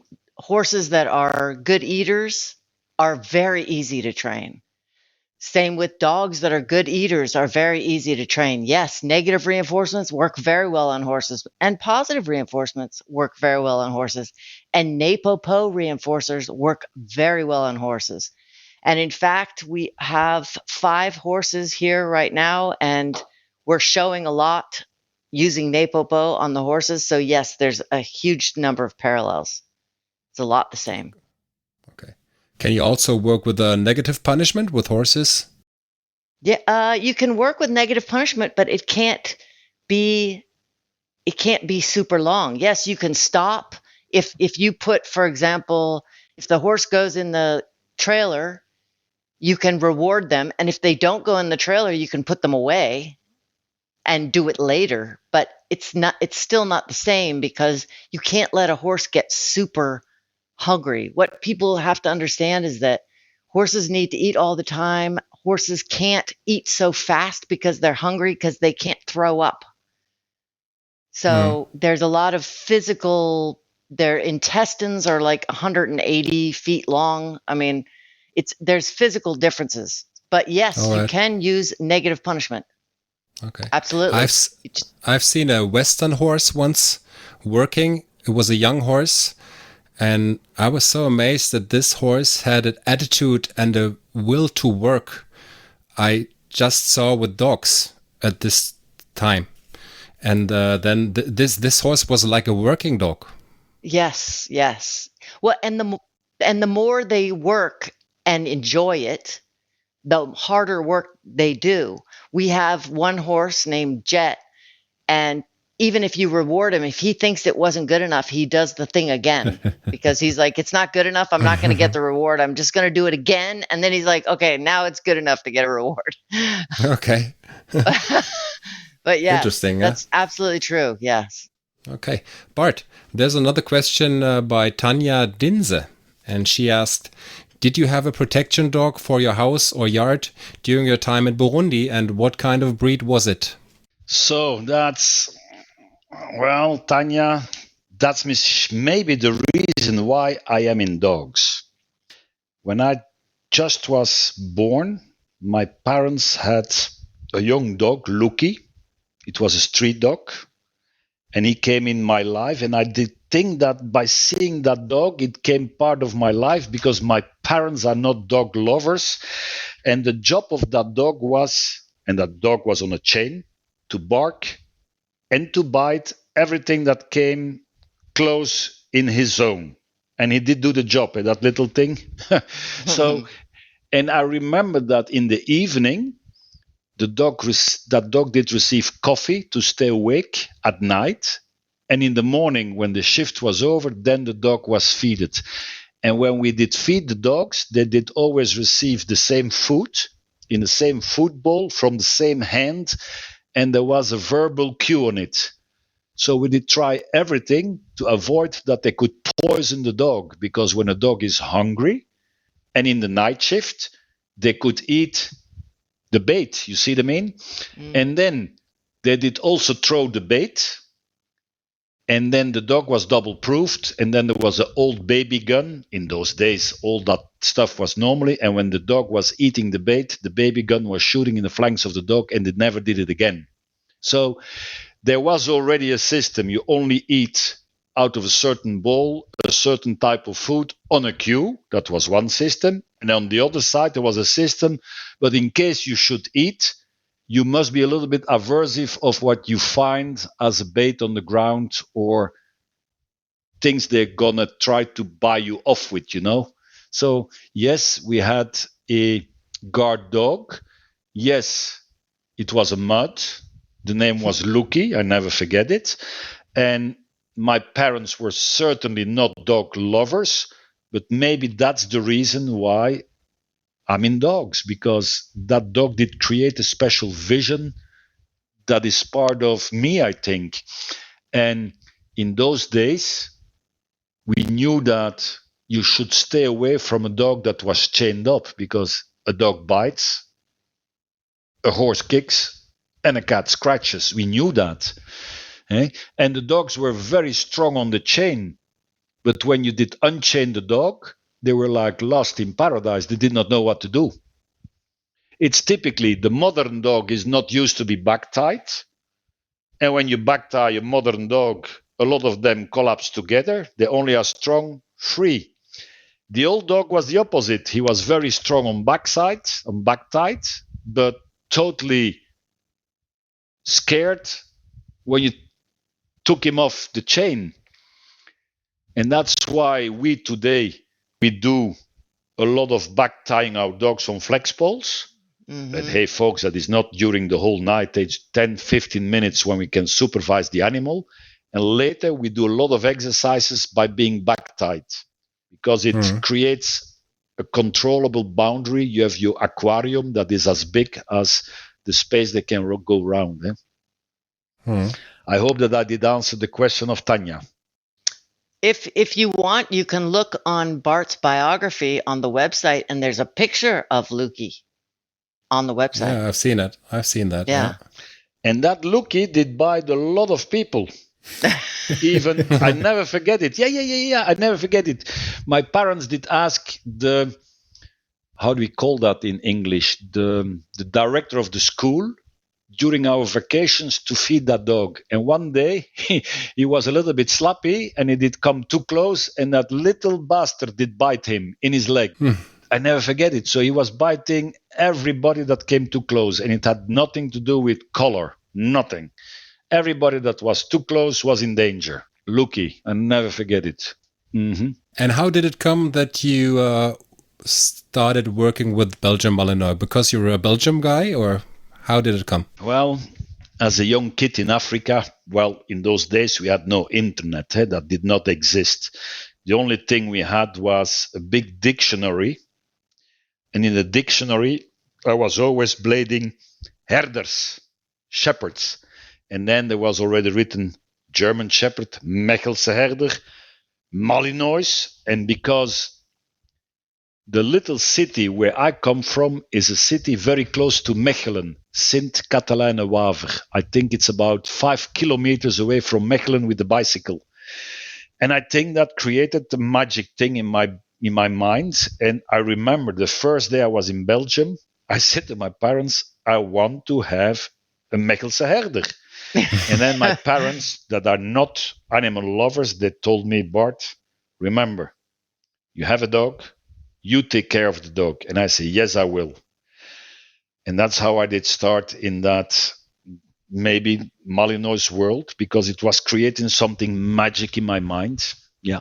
And were there any other breeds you had during your life, or was it just the Belgian Malinois? Well, it was always Belgian Malinois, Mechelaar.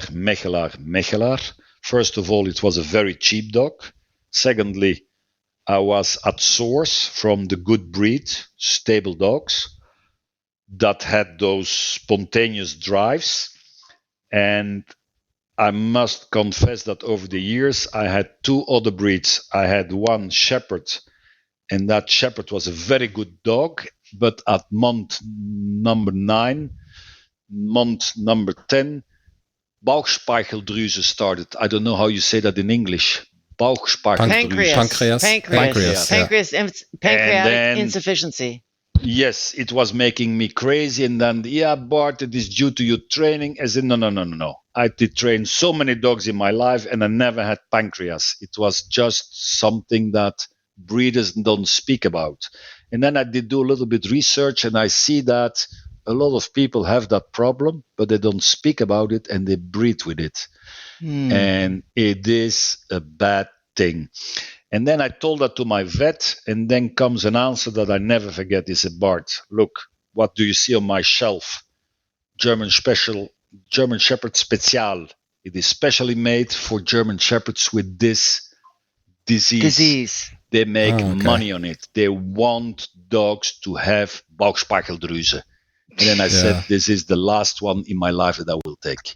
And but then I have to say he was very well trained, and a lot of people confused him with Thor, but it actually was a black shepherd, and Thor looked a little bit shepherdish sometimes, and you'll get them mixed up. In some of the movies, that shepherd was really nice. To tell you something, that German Shepherd was the best jumper I ever had in my life. At young, yes, he did fly, you cannot believe. So everything was there to be an extreme good dog, but physically the animal was sick. And that was a genetic problem. And in dog training and in dog breeding, you must be able to select. So, I mean, that was one dog. And then I had another dog, a beagle. I never forget it. A beagle out of the top hunting bloodlines from a good friend of mine, Jerome Bessonnet. And then the purpose of that dog was to find criminals. When criminals do an act of crime, they release a fear pheromone and they escape on the highway with the escape car. And then they stop the car and they run away. And the job of that dog was to find that person. And there I did see that the beagle remind me of my old Lucky, size-wise. I had a lot of fun with that little dog. It was a half-wild animal. And that dog came in a point of my life where, and then Michael know that because I started dating Michael. And then we did bring that dog back to the breeder, to Jerome. But that was a very good, nice dog. And healthy as a rock, you cannot believe. Everything was there to make a big success out of that little doggy. That's the only time I had a non-Malinois. Yes. Michael, I'm amazed that you know the German word Bauchspeicheldrüse. It's quite a hard word, huh? You understood what Bart said, Bauchspeicheldrüse, and you said, okay, it's pancreas. I know what the dog had. Yeah. Okay. Yeah. That's smart. Very smart. Very smart, Michael. Yeah. Okay. So and can I continue on that? Can I continue on that? Sorry, because it's important. From that day, I watch very sharp when dogs do poo and when other dogs from other people do poo.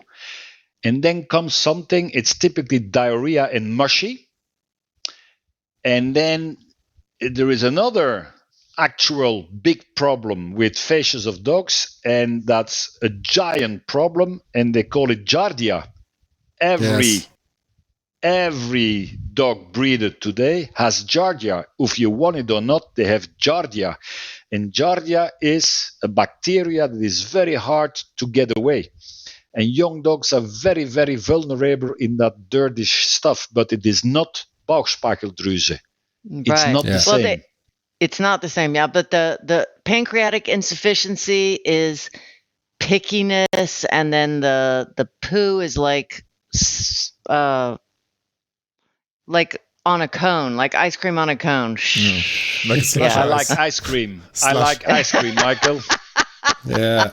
Sorry, but yeah, that's yeah. And also they get very dull when they have pancreatic insufficiency. Even though they have drive, they're exhausted. They get more and more dull, and normally it gets worse and worse. It doesn't stay the same. So to me, it's a death sentence, you know. I had a dog who had giardias, and I went to the vet, and she gave her medication that made it even worse and worse and worse, and it was a hard time because you have to clean everything every day. So I have never cleaned that much in my life, and you have to wash everything. And then there was a guy, Hans Bodenmeier, and he told me, just buy a medication. It's for doves, originally for doves. It's called Gamba Mix. Just give it to the dog, and then it's gone. Just give it once. And then I had nothing to lose, so I tried it. I gave it once, and it was gone. So wow, unbelievable. I have you so should many. write that in the comments what that is. Maybe, yeah. The vets will hate me. No, of course, no problem. Yeah. But you can buy it. It's very cheap, and then I have a couple of if vets are actually interested in the health. Yeah, it's really good, and I know. Yes. And there are no side effects, so it's really good. It was really good. Wow. Okay, that's good to know. Good to know. We learned something. Okay, and what about you, Michael? How did you start with dogs? What was your first dog? Well, when I grew up, we had a shepherd mix, and then when I was really small, like 3, And then when I was around 6 or 7, we had Cairn Terriers. We had 3 Cairn Terriers, and they were wild ratters running away and not the best behaved, but I taught them little tricks. And then I used to ride horses as a kid, and my trainer had a Doberman. So, of course, my first dog that I got for myself was a Doberman. Because my trainer had a Doberman, and I loved her Doberman. So then I ended up, I got 3 Dobermans, but it's very hard to find healthy Dobermans. So my first one had a heart problem. The second one was pretty healthy, but had different issues.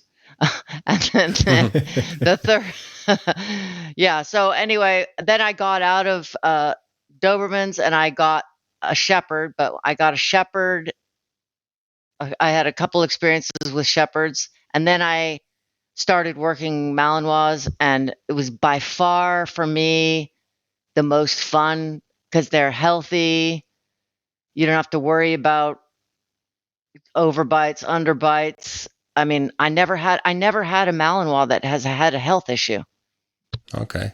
Yeah. So, and they also can work, and they're also nice. They can be on, off, and we're trainers. So for me, a Malinois is perfect. Okay. Thank you. So here's another question from Malino von der Nachtwache. So there's a small Game of Thrones reference in the name. During which period were most of the dogs bred that you personally admire, and what do you think made that time so successful for producing your preferred type? It's a complicated question, eh? Let's say that, and I speak now in the reproduction of Malinois. Yeah. The world where I come out is we know every dog because it's a very small circuit. That's one. Then what people do forget is that in the old days, the Malinois breeding was based on a very hard selection. The dog had to be in the highest category before we did put a dog in the breeding program. That means the male dog, because the Malinois was in those days male breeding, because the female was supposed to be good ground where the seed can grow in.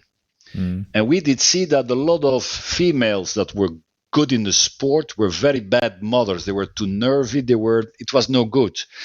So we did prefer a very stable dog as a female, and then a male that did prove himself over the years that he could go in the highest level of the sport, still jumping the maximums, still hitting with the muzzle, so that the dog proved, and still biting the leg. That was very important, a leg bite, because a leg bite, you go from very far, you go fast, and then 10 meters before the dog bites, he turns already the whole body. It means one side of the body is totally relaxed and the other side is totally crisped. And there, a dog of 35, 40 kilo hits a helper with a suit of more than 120 kilo. And the Belgian helpers are not the most, how should I say, sophisticated athletic person. They don't swing out, they just absorb a little bit. So the dog had to be very strong. Everything had to be good, and if that dog was in the highest level, we did take it as a reproducer. And the dog could reproduce 3 times with different bitches. When nothing came out, we stopped reproducing that dog. It means, yes, all the qualities are there, but it doesn't trace. It's not a blood tracker. It doesn't trace. It doesn't reproduce himself. Yes, and of course the combinations are, you must hit that golden combination. Eh? I remember in Belgium, we had the bloodline of Willy Wertz, where his old dog and all the brothers were in the highest level of Belgian competition. All the brothers, the whole litter, it never happened before. All those dogs were top. It happened one time. You see what I mean? It's unique. Yes, it's unique. It never happened again. And that's a tracer, and they all came out of Debber. And Debber was a dog owned by Jeff Nulis. But that combination never came out again. It was a one-time shot. Wow. But all these dogs separately later became good reproducers. Okay? So the way we did it was that's the old way. What I would propose to modern people is if your dog is 1 year old, 2 year old, and you see all the qualities you like, take the sperm and put it on the sperm bank. And when the dog is 5 and 6 years, and if you see everything is still what you like, then you can throw the sperm into the breeding circuit. And there you must differentiate between a business where you sell sperm or you do genetics. And there, in the old days, we knew everything, and because the sport was so small, everybody knew everybody. We knew everything about every dog. For example, my top dog Zot, if the guy I buy him from tells me, Bart, it is a Drie Koningen. Drie Koningen was the biggest, shittiest bloodlines in Belgium. We knew that. If he tells me in advance, Zot is a Drie Koningen, I say, fuck it, I don't want him. And I did buy him, and then I said, by the way, what's the bloodline? And then he told me Drie Koningen. I said, are you kidding me? And now comes, that is one of the reasons why I only did I think, 6 or 7 breedings with Zot. I was not convinced about his bloodlines. I was convinced about the dog, but not about his bloodlines. Maybe you were convinced about the training. Of course. Well, Zot was a psychopath, and I was quite psychopathic trainer also. And my job was to train dogs 3 times a day. And Zot needed 3 trainings a day. Where you find a dog like that? A normal person trains 2-3 times a week. I did train 2-3 times a day. So I knew that the dog was a psychopath, and I did not want the normal person to have a dog like that. A doctor in the biology, Frans Kilman, he was an SV judge years ago. And Frans Kilman told me, Bart, the good dog for the grand public is the medium dog. Medium food drive, medium prey, medium aggression. Everything above and under this medium is a no-go for the big public. So my dog, Zot, was a no-go for the big public. And I knew that. And in the breeding, sometimes the same psychopath did come out. And he came back. Kimo was one of those dogs. Kimo came back. You cannot believe what a monster that was. Yeah, you can't make that up. No. And that was a second generation dog. Kimo came out of Black Tor. So a lot of times in the first generation, it wanders out a little bit. And in the second generation, boom, you had the kickback of the old guy. And that's what you must see. Huh? So, for example, if I see a good dog, for example, we have now a very good dog in our kennels here, male, Zot.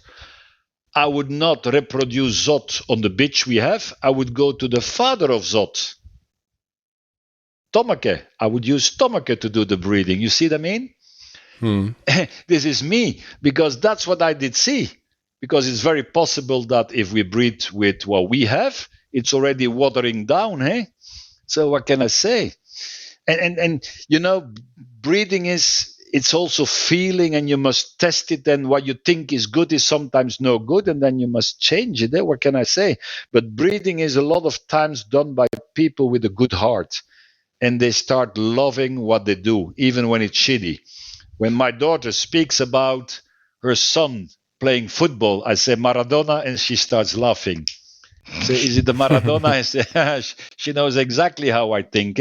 Because as a sport teacher, everybody came to me. My son is Maradona. My son is Messi, a tennis wonder. My daughter plays like Steffi Graf. And then you see them play tennis and you think, they did sleep. Maybe far away from Steffi Graf, but it is not Steffi Graf. And then you must tell that to the parents that are dreaming about things that are impossible. Impossible. It is not there. So it's not there. So it's interesting. So I hope that I did entertain a little bit with my answer.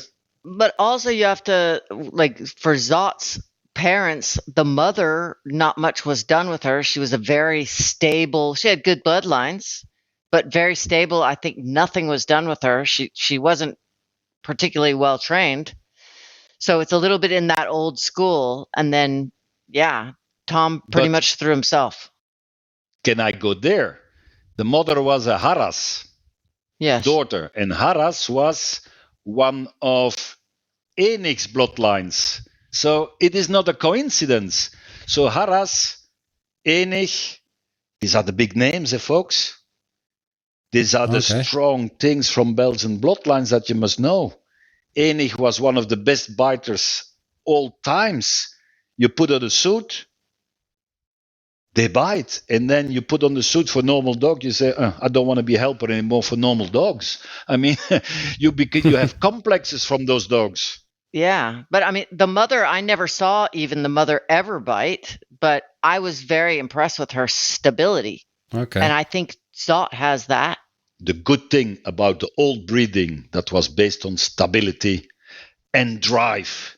So today they mix too much drive with nerve backs. And they start to think that the nerve back that 6 weeks put the tail high, that is the drivey dog. No, it's a nerve back. Drive can be the dog that is very stable, and then slowly it comes. We have here a horse, Jack. It's a white horse, white gray. If he pulls a car and if he pulls whatever, then the drive kicks in. He loves pulling. You cannot believe. It's powerful. And they are unfatigable. And you say, whoa, they stop. And you say, go, they start pulling. That is drive. They can be stable. And when you need it, boom, they push it in. That is what we need. And the old generation knew that very well. And the modern generation makes a big mistake and they start breeding with nerve backs. That's a big problem. And they want to see everything when the dog is 6 weeks old. We don't want to see it when the dog is 6 weeks old. We want to see it when the dog is 2 years and 3 years old. Yes. And then the nerve back is gone. Yeah. A lot of times with very stable dogs, it can be slower to get to where you want to be.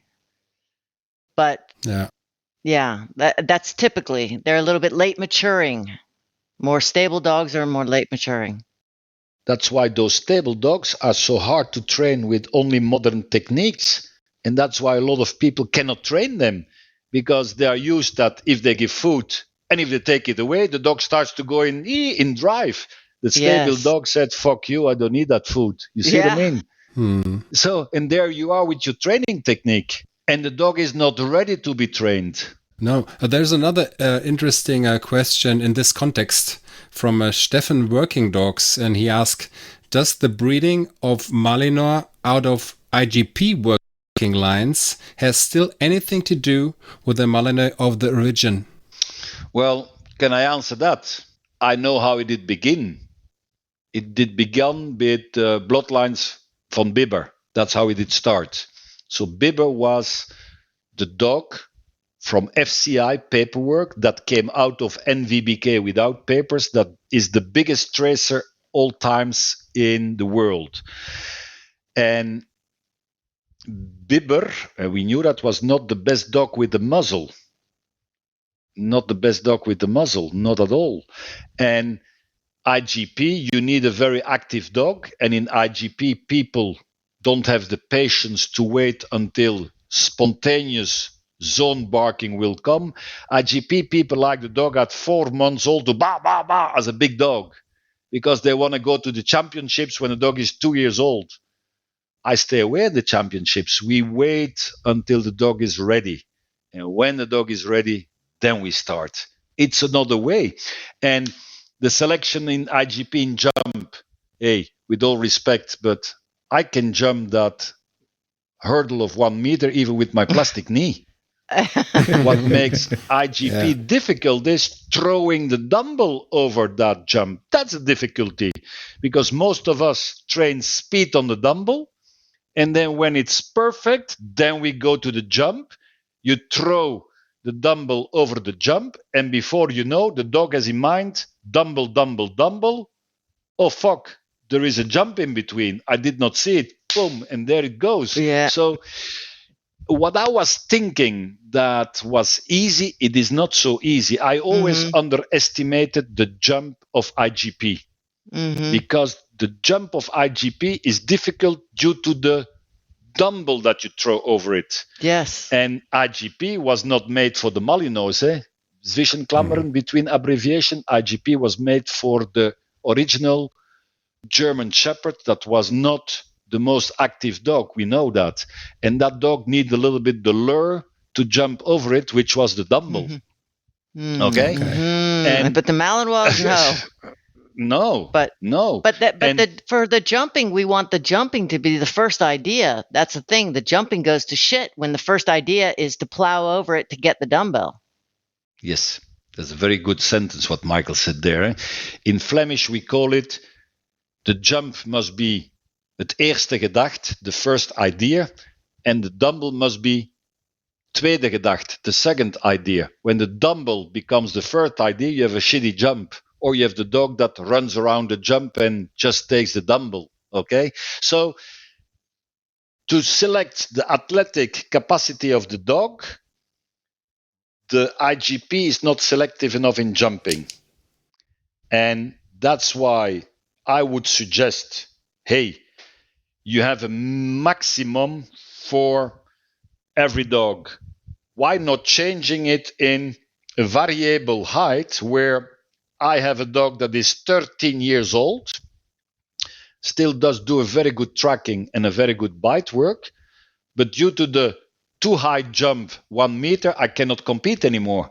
And due to the A-frame that is, even now, by going lower, still a problem. I think that we must go to a system where the owner decides, I put the height for my dog like I want, and we must accept that the higher the dog jumps, the more points that dog should get, so that in the breeding, we can see, oh, that's a dog from that bloodline, and the hurdle 1 meter 60. That's a sister, the hurdle 1 meter 50. Bloody hell. Maybe they are good trainers, but there is also a good genetic. And now I can go to the genetic jumping.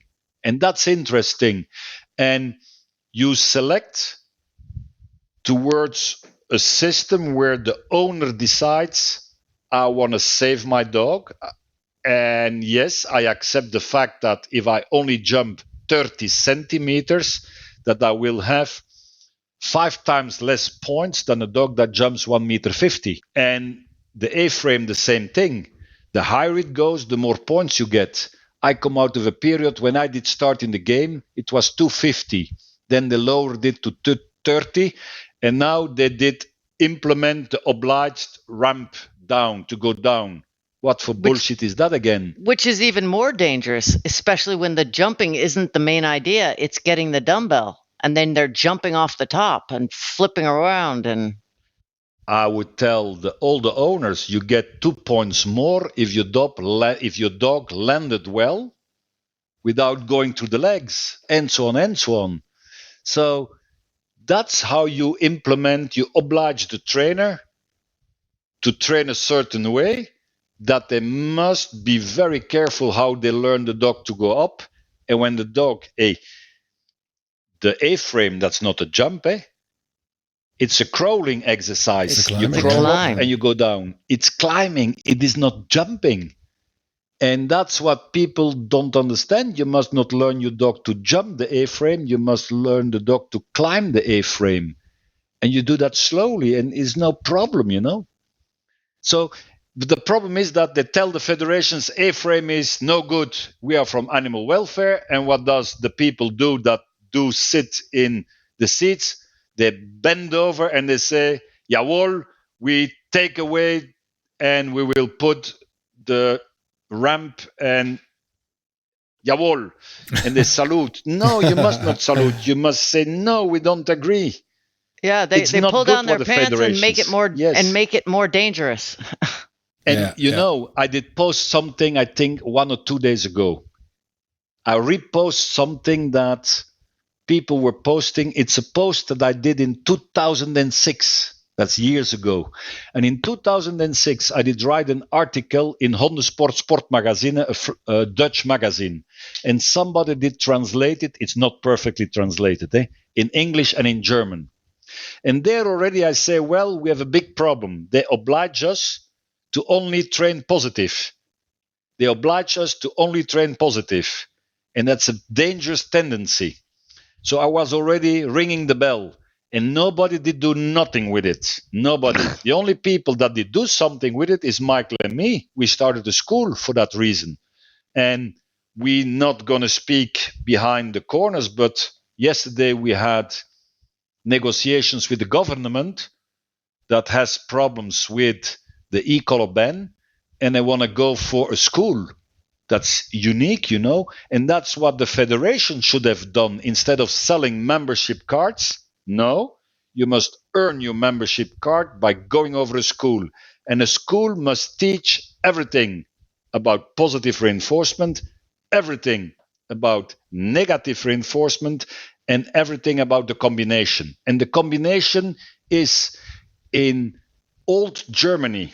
Zuckerbrot und Peitsche is Poponné. We do Peitsche und Zuckerbrot. We do NePoPo. And in Flemish, the same thing, suikerbrood and zweepje. We do the opposite. In English, they speak about carotte and whip. We do the opposite, whip and carotte. So you must dare to say, hey, we need all the motivators. And at the end, it's easier, folks. It is the old wise farmer that told me when I was 14 years old with a bamboo stick, because we use the bamboo stick a lot. With the bamboo stick, you must be able to pet your dog, make harmony. With the same bamboo stick, you must be able to give a direction to the dog, the tactile commands. With the same bamboo stick, you must be able to speed up the exercise, sit down, stand still, the reinforcer of the command. And with the same bamboo stick, when the dog does not do, you must do bam, bam, bam as a correction. And after the correction, you must be able to throw the bamboo and say, fetch. That guy that never went to school did learn me everything about dog training. It's easy as that. And if you understand that, you will become a top trainer. And if you don't understand that, you're dumb as a pump. What can I say? So Bart, that story reminds me a lot of the silver school I did. And regarding to that topic, we got a question. And I mean, I know the answer, but the question is, why did you stop teaching seminars and started doing your NePoPo schools? Can I answer it, Michael, or do I answer it? Or do I answer it and you answer it? Go ahead. Well, I did do more than 1,000 seminars in my life. That's a lot. And in the beginning, you do it for free. And then they ask you so much that you have no time anymore for your own dog. And then they start to pay you, because in the beginning, I even did not receive kilometergeld. I did not receive the money for the gasoline. I had to pay for my own hotels because they did put you in a crappy sleeping room, and so on and so on. But Michael and I, we stopped doing seminars because you become the trick master. People don't have a system. They want to solve a problem. For example, the out. A lot of dogs don't have out because in training, the dog always receives out together with pinch collar, out together with pinch collar, and the dog is not hearing the out, he feels the out. And in competition, you cannot give that feeling, and because your dog is not trained on hearing, the dog will not out. So we were sick and tired to be the trick masters on seminars where you are just there to solve one little thing. And that one little thing that you solve with a trick, after 5, 6 sessions, the trick is gone and it's not working anymore. We know that. And on seminars, you have also people that go to one seminar and then they go to another seminar from another person and to another seminar from another person. And there is a lot of contradictionary going on. And believe me, all the people that are on a high level do things right, but you must stay in that system and not jumping from one system to another system and to another system. And people become system jumpers, and that doesn't work. And Michael and I, we became trick masters. We We wanted to be more performant, and we said no more tricks. Now is a school, and this is the basics that you must know. Because after a seminar, at the end, people come to you and say, and how must I learn now my dog to sit? Are you kidding me? We give you all the ingredients. Yes. So as soon when they would leave, when we would pack up, they'd say, okay, so I'm going to go home. And how do I? And that's the thing. They need to find what motivates their dog. A typical thing. You see a dog doing everything well. I did comment catch it lately. Okay. Then you see dogs send away full speed. Platz, no Platz. The dog is looking, and then go down. And that means that dog learned in training voraus, ball, Platz. Voraus, toy, down. And then in competition, you turn it around. You say, now you do first down. No, said the dog. I must find my toy first, and then I go down. It is training mistakes. Another thing that happens is, voraus, the dog runs 2 meters and then go down. Or voraus, spins around 3 times, and then full speed continues. Those dogs show that they did receive poponné.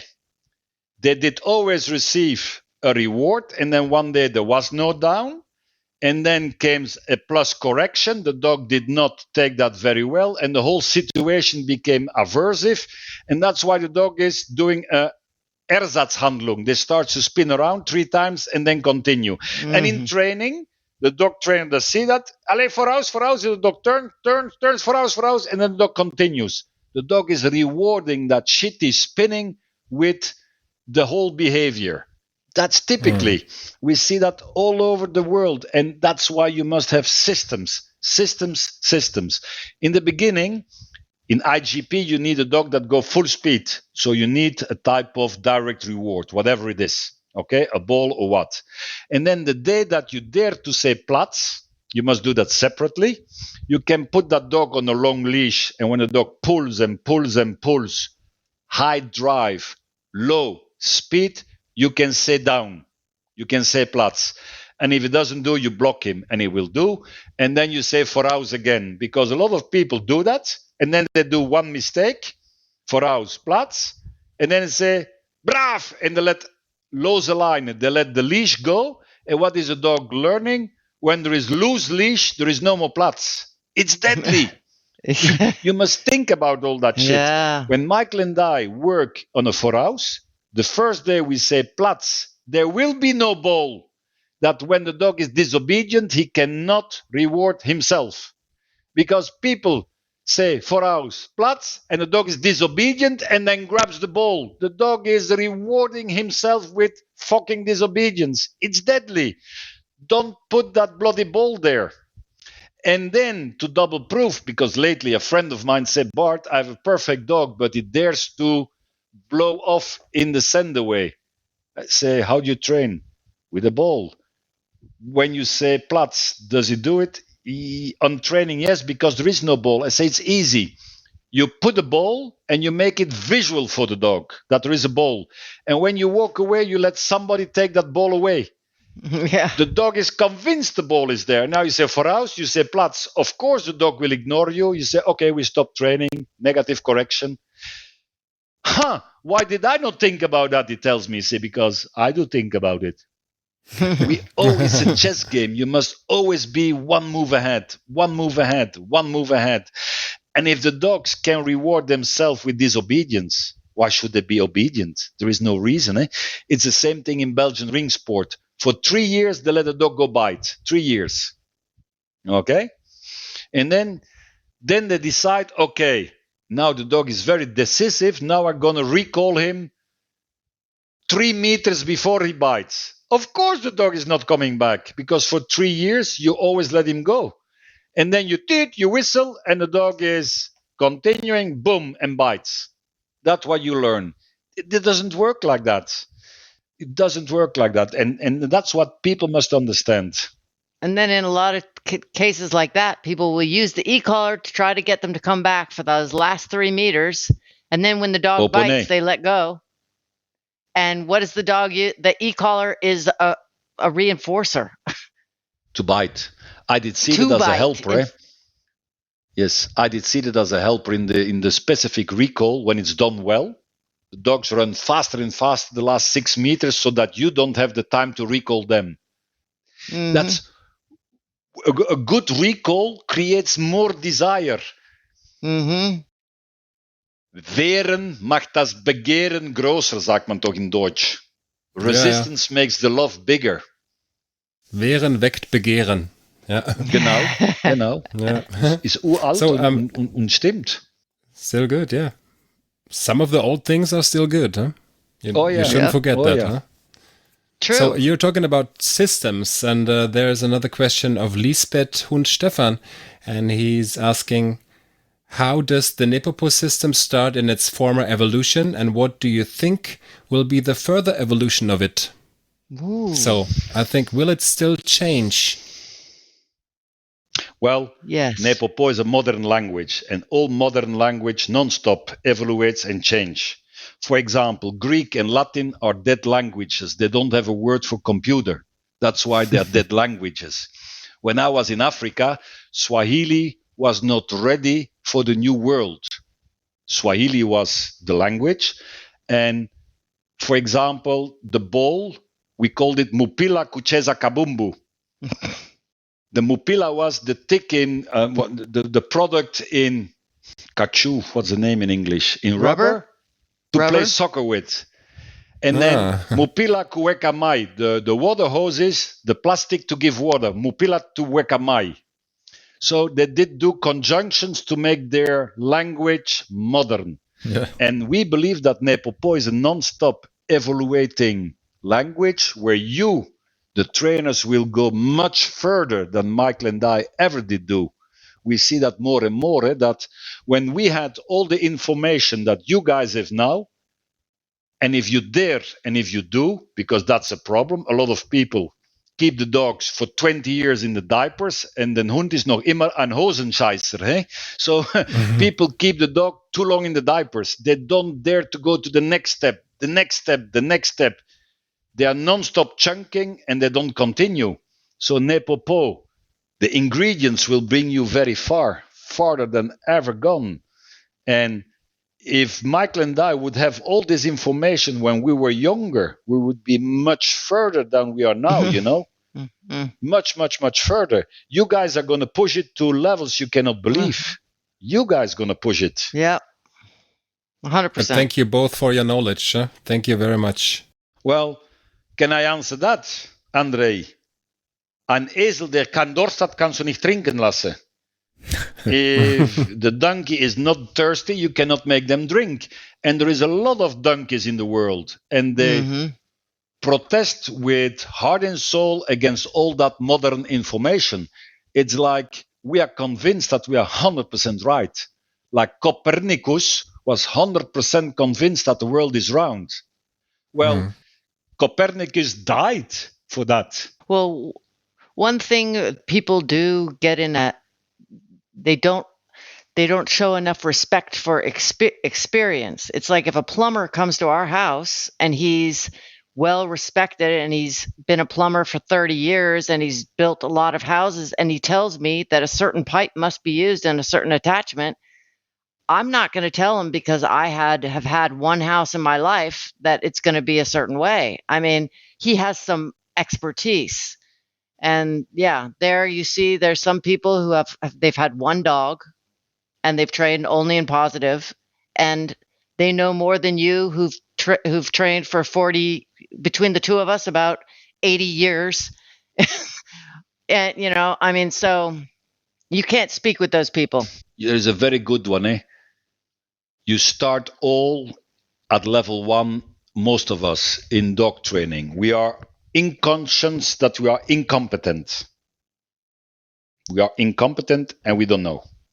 And then we see we are walking a dog, and bloody hell, Andre calls his dog back and he comes back. Patrick calls his dog back and he come back. Dominic calls his dog and he come back. And my dog that I love so much, I call him and that bloody bastard does not come back. Now I start to be cognitive that I'm incompetent. And now, because I'm proud and I'm a little bit interested, I start to do research. I research in books, I research in videos, and I start to assemble information.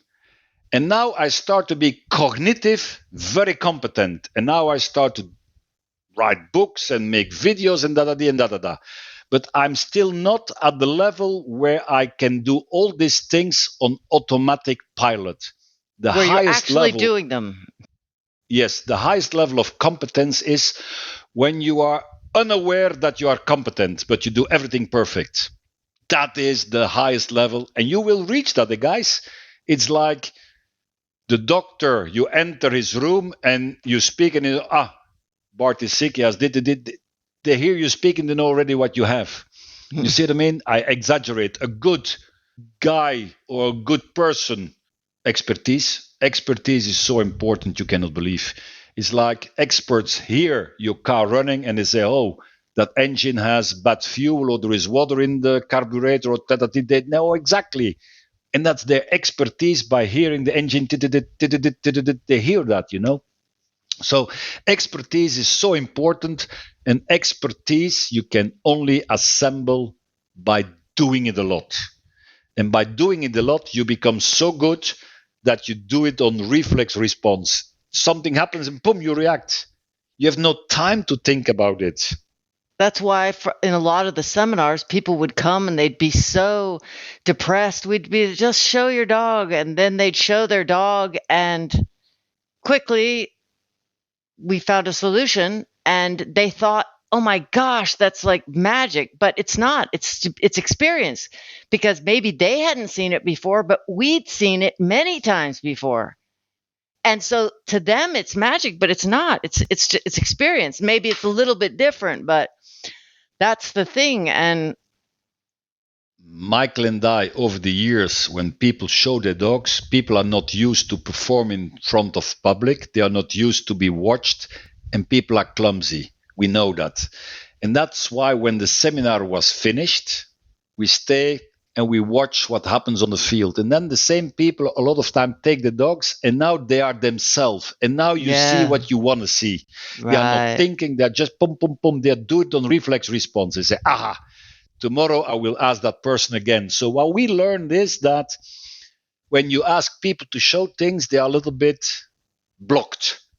And when they are in free time and they are with 2-3 people, they are in their delirium and they are themselves. Yep. And that's what Michael and I stayed on in the club, and then we watch and say, okay, that's what we want to see. Now we know the real dog, and now we know the real handler, and now we can help. And that's important. When you see people working on those reflexes, the automatic things, it's so important, And people always ask Michael and me, when am I ready to go in competition? And then we say, well, you're ready to go to competition when you can repeat 3 words. When you train, we're going to say you 3 words. And if at the end of the training, your training was good and you can repeat the 3 words, now you're ready. That means that you must be able to concentrate on something else than your dog. You must do your dog on automatic reflex response so that you can concentrate on other details. Now you're ready. And it looks easy what I say you there, but you can test it. It's not easy. It's a lot the same also with horses. If you're getting on and you're having to constantly keep the horse going straight or keep him from spooking, and you're concentrating on this, you're not on automatic pilot. But when you can go hop on a horse and go somewhere and be talking to somebody about where you're going to dinner that night, you're in a much better position. An anecdote about this. It was with Bambi. André, you knew the Bambi, Flip, Bart der Nederlanden. Yes. Yeah. I'm driving with Bambi to Frank Rotlep. I never forget it. And the drive from Antwerp to Frank is about 6-7 hours. And I'm there, and we do a track, and Frank is on the phone, and blah, blah, blah, and blah, blah, blah. And then I stopped and say, hey, Frank, I did drive 7 hours to do tracking. Are you kidding me? Hey, concentrate. And then he gave me the best answer I ever received in my life. He said, Bart, I must not track. Your dog must track. I said, fuck, he's right.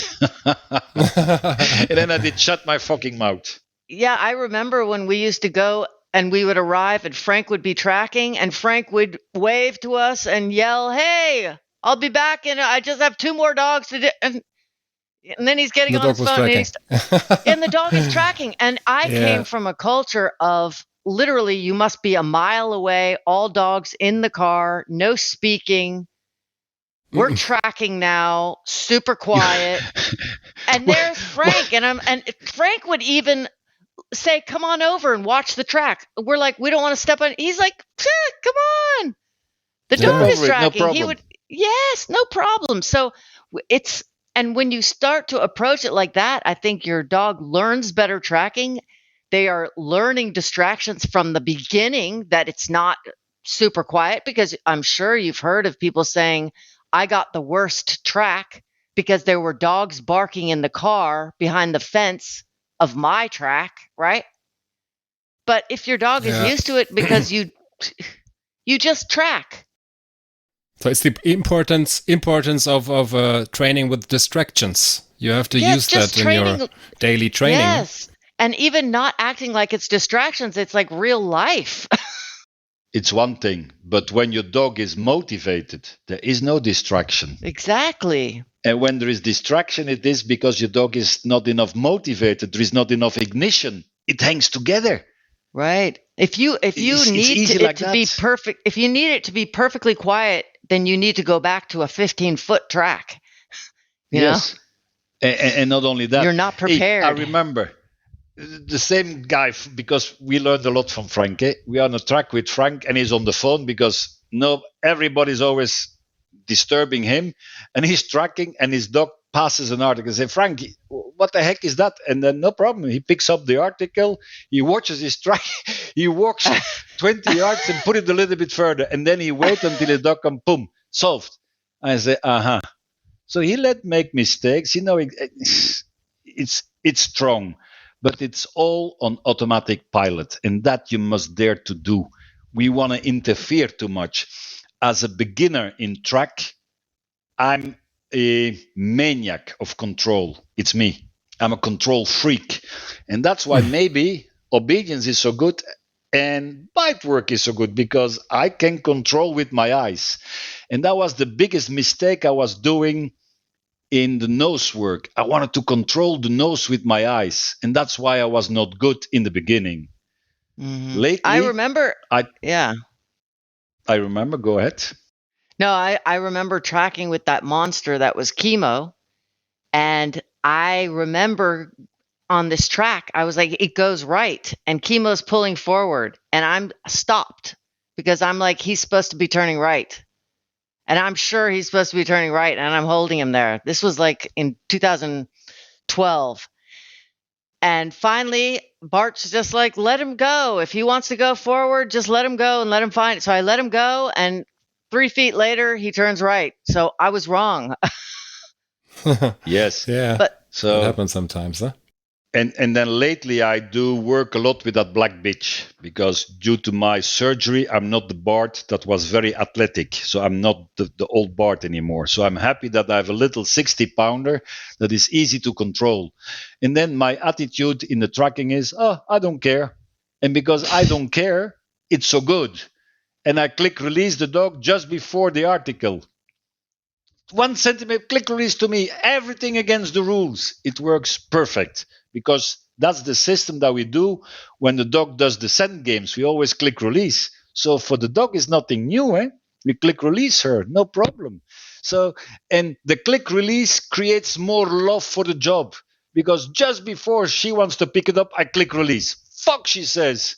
I nearly had my article and you click release me. Yes. And then one day she will be stung and she will take, then she will sit. I know that will come, and that's what I want. So we create, yes, well, it's against all the rules that we did learn years ago. Years ago, they said, never click release on track. You never call your dog out of the blind. Never. Never say, here, foos, when a dog is barking. That was against the code of top training. Because the dog is going to anticipate, they said. Yes, perfect. Let the dog anticipate. And then you stop training. Anticipation must come, but you must know, what do I do with the anticipation? And I don't kill the dog, I stop the training. I say, okay, we train again in 2 or 3 days from now, and on track we train tomorrow, and no more love, and I put you back, and no more ball playing, nothing. And let them think about their mistake, because they don't know they were mistaken. They just anticipate to make it go faster. It's the most beautiful thing that can happen to dog training, the anticipation of the dog. But you must make love with the anticipation. You must know how to handle that thing. So, Michael and Bart, you have talked a lot about ignition, expectation. You have talked a lot about repetition, reflex response. And another big point for training out of the book, The Talent Code of Daniel Coyle, is the importance of a master coach. So, how important is a master coach? That's my question. I like to start here. I love that question. Well, a master coach is a person that pushes and motivates the subject, people, animal, in this case dogs, to other boundaries. So, for example, if you look to the videos that Michael did post lately from the horse, non-stop we push the horse to do better. It's a young foal, 1 year old, I think, or 2 years, in a shaping program, and every time we push further. We want more behavior. The big problem is that people always stay in the same behavior and never try to push the animal, the person, to do better. And the master coach must motivate to do better, but it must be feasible. That's very important. Always push, but it must be feasible. And that is the master coach. And the master coach can be the trainer for young kids from 5-6 years. And that master coach, for example, in tennis, must create love for the tennis. That the tennis player wants to become better. That's love. And if you don't... That's the job. Yeah, that's the job of the young ones. It's not to make it perfect. It's to make love for the game. Same with the puppies. It's not to make their healing perfect. It's not to make their sit down. It's make them love obedience and working with you and having a bond. And we see that too much people with puppies train on perfection. And yes, it's perfect, but there is something missing. Gasoline. There is no heart and soul. And when there is heart and soul, oh God, don't let that dog another job, because they collapse together. They only know that little monkey drill. And we know that. And we play with the nature. And for example, a guy that was my master coach was certainly a French guy, François Lelevier. And he was a lifestyle coach, because he did criticize a little bit my lifestyle, and he was 100% right to criticize it, but he did do it the way that I accepted it. Other people did do the same, but I did not accept it. From François, I did accept it, because when we did drink 10 beers, he was drinking 11 beers. When we did wake up at 8 o'clock in the morning, he was already there at 6 o'clock in the morning. So he was an example. And that guy could control me, you cannot believe. He controlled me by not controlling me. He did control me by challenging me. I cannot explain that. He had the way to do it. François was a magic man for me, maybe not for other people, but for me it did work. And he had the right approach to make Bart better. And my parents did do a fantastic job, but they could never finalize the thing like François did it. Because my parents did say, hey, you must wake up, hey, you must do this, but it was boring. And François could do it like that, a way that I was challenged. That's the trick of the master coach. You must challenge the student, a person, a dog, whatever, And what works on one dog will not work on another dog. You must find that magic key to make it work, the magic key. what I like is that when you're progressing, that you're always progressing, but you're taking such little steps. You just ask for a little bit more the next day, a little bit more. It's only a little bit more. It's hardly noticed, but it's going very rapidly. You're moving very rapidly, but it's the changes, what you're expecting, a little bit more, a little bit, is is so gradual that it's natural, that it fits in with harmony, and it seems almost obvious. You know, when we post things lately, we post a lot, people think we have nothing else to do. Well, we do that the moment that we train with our animals and we do lifestyle with our animals.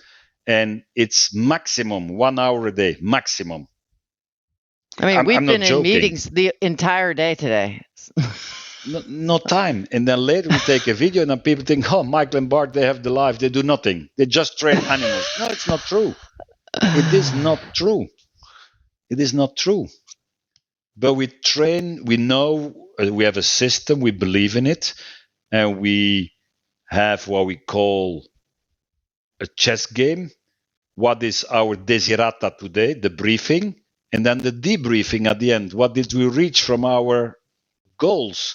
And hey, it's like tracking. If on track with food, for example, you track every footprint with food, and then you put an article. And then behind the article food, the dogs that like the food, they will eat the food before the article. They will skip the article and take the food behind the article. That's typically. Another typical thing is when they take the food, they start chewing on it or they swallow it. And then they go up to the other and the next and the next and the next. And while they're chewing or swallowing up, the article is there and they skip it. So you must now not put food before the article and not put food behind the article. But don't do that 5 times, because then no food means there is an article. The dogs are not stupid, So you must non-stop change that, or you make a corner with food, and then on purpose you throw food behind the corner. And the dog must be obedient to the track and not on food. And these are the little tricks how you learn it, And then, I must make my article more motivational, and then people start to give jackpots at the article. That's deadly, because now you make a dog that runs from one article to the other article. Yes, the dog will find articles, but will skip track. And in IGP, track is 79 points, and track must be done meticulously. Boom, boom. So whatever you do, you must think on what you do. And then Michael and I, we were using the tracking system that we learned in Germany. And in Germany, you have beautiful tracking fields. And then we come in the desert of Mexico. And then we come in Miami, where in the long grass there is as much rattlesnakes as fire ants. And there you are with your European techniques. You must non-stop reconsider yourself. And then on the footprint, you do the same like on the article. When dog is at footprint, you make it an article, or you must be very click release, whatever. What works. But the European system does not work where it is hot and where there is fire ants and when there is snakes. And people always, Bart has a gun. Yes, I have a gun. When I see a snake, bang. We did lose a top dog, Thor, on a rattlesnake bite. That's why I have always the gun with me. Okay, and the rattlesnake is there when you don't expect it. Well, I'm ready. I have it with me, and 1,000 days nothing happened. Well, it's like yesterday I'm cleaning the water pond. 2 snapping turtles. You know what a snapping turtle is? Yeah, That's a turtle. When they bite you, they're vicious. You cannot believe. And yes, they bite. Yes, they bite. So. And that's why we are very careful by letting our dogs go in the water pond. I must be sure that there is no snapping turtles, because a big snapping turtle can snap the leg of the dog and clack. It's like there is no more leg. Really? Hey. Last year I killed one that was. It was huge. It was huge. It was the size of an enormous watermelon. Okay. And this is things that never happen in Europe. In Europe, there is no snapping turtles. No. There is no, and certainly not in Germany, there is no rattlesnake that can kill your dog. Fire ants sometimes, but not too much neither. So you should come back, huh? Well, I miss the German tracking fields, especially from Hasleben, where Frank knows all the people.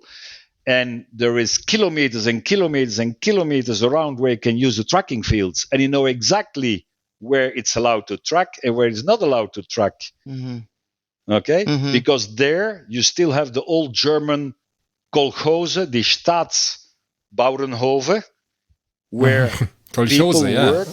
Yes, the Kolchose. Yeah. Yeah. And those farms still there are from, it has a special name in German. I don't know the name anymore. And there he did work in that industry, so he knows all the foremen, he knows all those people, so he knows where he can track and so on and so on. Eh? And that was making me mad. If I see the last catch it in Poland, I see that they did do track on quite long grass. That you must try to train on quite long grass when the farmer sees it. He shoots at you. Yes.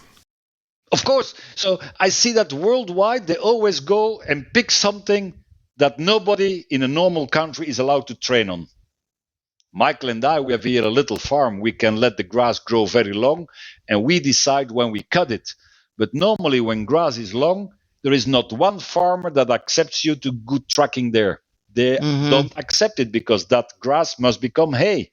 And I see the same thing. The acker has been turned around and they just did plant seed, and there is little corn that grows. Yeah. There's little corn. Now you must try and go track on a field where little corn is growing. If the farmer does see it, he shoots at you.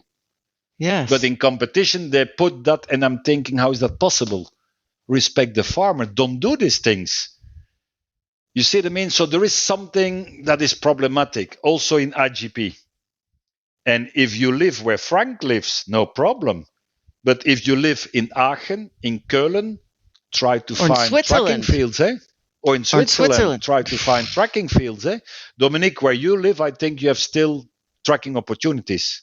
Yes, so Am I wrong? I mean, it's always a little bit tricky with the farmers, but here's also we could have a lot of tracking fields out here. Yeah. Of course, I know a little bit the environment, but you still ask the farmer. Yes. Then, if you have a deal with the farmer, you must have a deal with the guy that den jachtwart. Then you must have a deal with the guy that does supervise the hunting boss, and so on and so on. So you must be negotiating with everybody, eh? And that is the big problem from the future. For example, Catch It Germany, I think the next time there will be 150 dogs. They already had to drive 40 minutes to find tracking fields where 140 or 150 people can track. It's not easy, folks. The tracking fields is the modern problem. It is a modern problem, and maybe it's a business model. Eh? You buy 2-3 acres and you tell people, well, I've just turned it around and you come track on my freshen akker. And then after 1 week, you turn it around again and turn it around again. Eh? So, I mean, what can you do? I remember Bart, in Russia. Go ahead. Have you heard? Sorry. Have you heard that there will be monduring at the next Tzazit? I did hear that, there will be a ringsport, and Dominic will participate, so yes, you will meet again. Really? Dominic, what is the breed of dog you participate with? It's a Dutch Shepherd. Which is a Dutch Shepherd, which is not the typically breed for monduring, you know? Yes. Because monduring is always linked to Malinois. Monduring, Malinois, I know it, eh? Yeah. Yes, so, correct. But it's a good way. And is there other breeds that will participate? Dobermans, Riesenschnauzers? I have no clue. No, I mean not this weekend. So the next weekend will be the German Championships where I will participate, and there's also some other breeds that like I think 2 giant schnauzers, a few German Shepherds, but the rest is mostly Malinois. By the way, about monduring, I did read a post, I think 1 week ago, that there was a SV club in Germany that did prohibit people to do monduring. Can you specify there? The whole SV. Yeah. The whole SV, okay. Yeah. Yes. Can you explain that a little bit, and then I will give an answer on that. Yes, so basically they had a meeting, a general meeting, I think the yearly meeting or whatever that's called. Yeah, that's correct. And there they decided that it's forbidden on all SV Ortsgruppen, so on all their training fields. Clubs. It's forbidden to do clubs. Yeah, it's forbidden to do monduring. Okay, and I did hear I did read the motivation. There was also, they did motivate, we have enough Ersatzmöglichkeiten, we have enough other possibilities to make fun with dogs.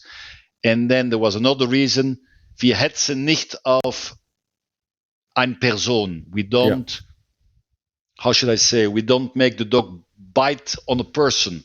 We bite on a sleeve, a toy, because that's how in the old days, before you guys were in the sport, and people from my age will remember that, the sport people did hire a German Hundepsychologe. I think it was Peder and Feddersen.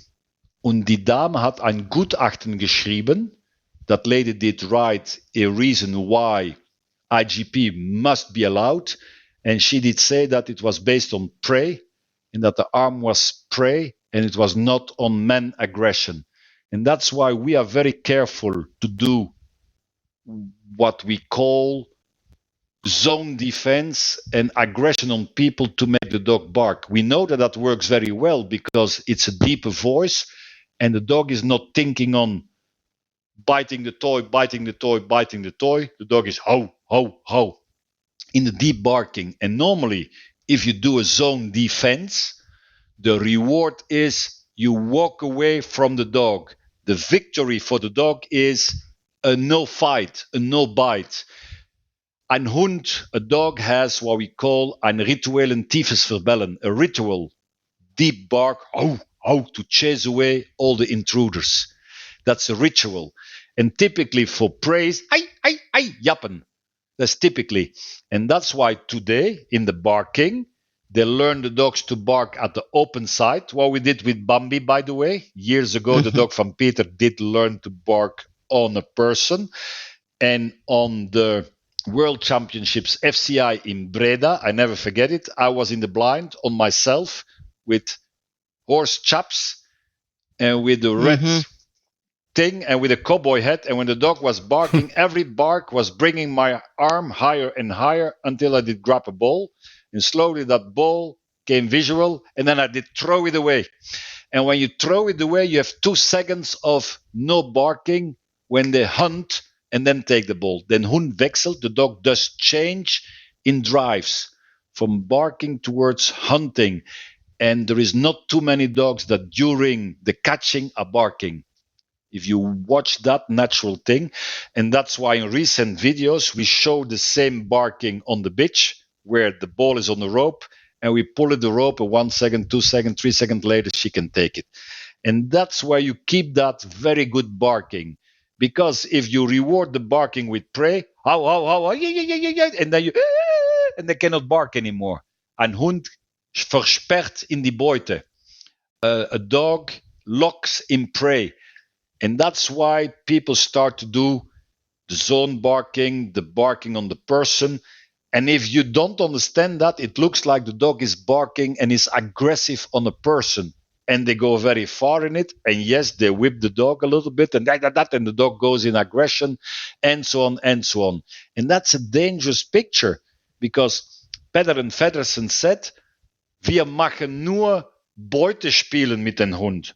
We just do games with the dog and the arm is a game. And if you analyze it very well, the arm is covered with a jute sleeve. And jute is by far the preferred biting texture by genetics, by all the dogs. Always. You cannot believe why, but it is what it is. I think, and we think it's more nice to bite on. The smell excites the dogs. They love it. And that's why in Belgian ring sport, all the biting spots are covered with a jute sleeve. 1, the dogs do love it. 2, when they bite on the jute sleeve, there is a lot of saliva that destroys the sleeve, so we have to put a new sleeve on it. And remember, if the sleeve is not destroyed, you destroy the teeth of the dog. So that's why we like the jute. And in Belgian ring sport, there's another reason, and that's the politic reason. And we can say for the same reason, yes, but the person we do send the dog on has biting spots in jute, and that's where the dog is biting, on the biting spots in jute. And there is no person in the streets that wears a jute jacket. it's based on toy, prey. It's a politic idea behind it. And that's why we try to always speak about that to people, Mm-hmm. Very interesting. Yes, it is interesting. It is. And then you see in some sports where they have the dogs encouraging the dogs to go for the necks and such, but So you can understand the decision of the SV, Bart? You can understand it, or I have problems with that decision. Then I would say to the monitoring people to counter the fact that you send the dog on a human being. We do send the dog on a costume with jute. You must play the same game, the same argumentation to keep the bite arm.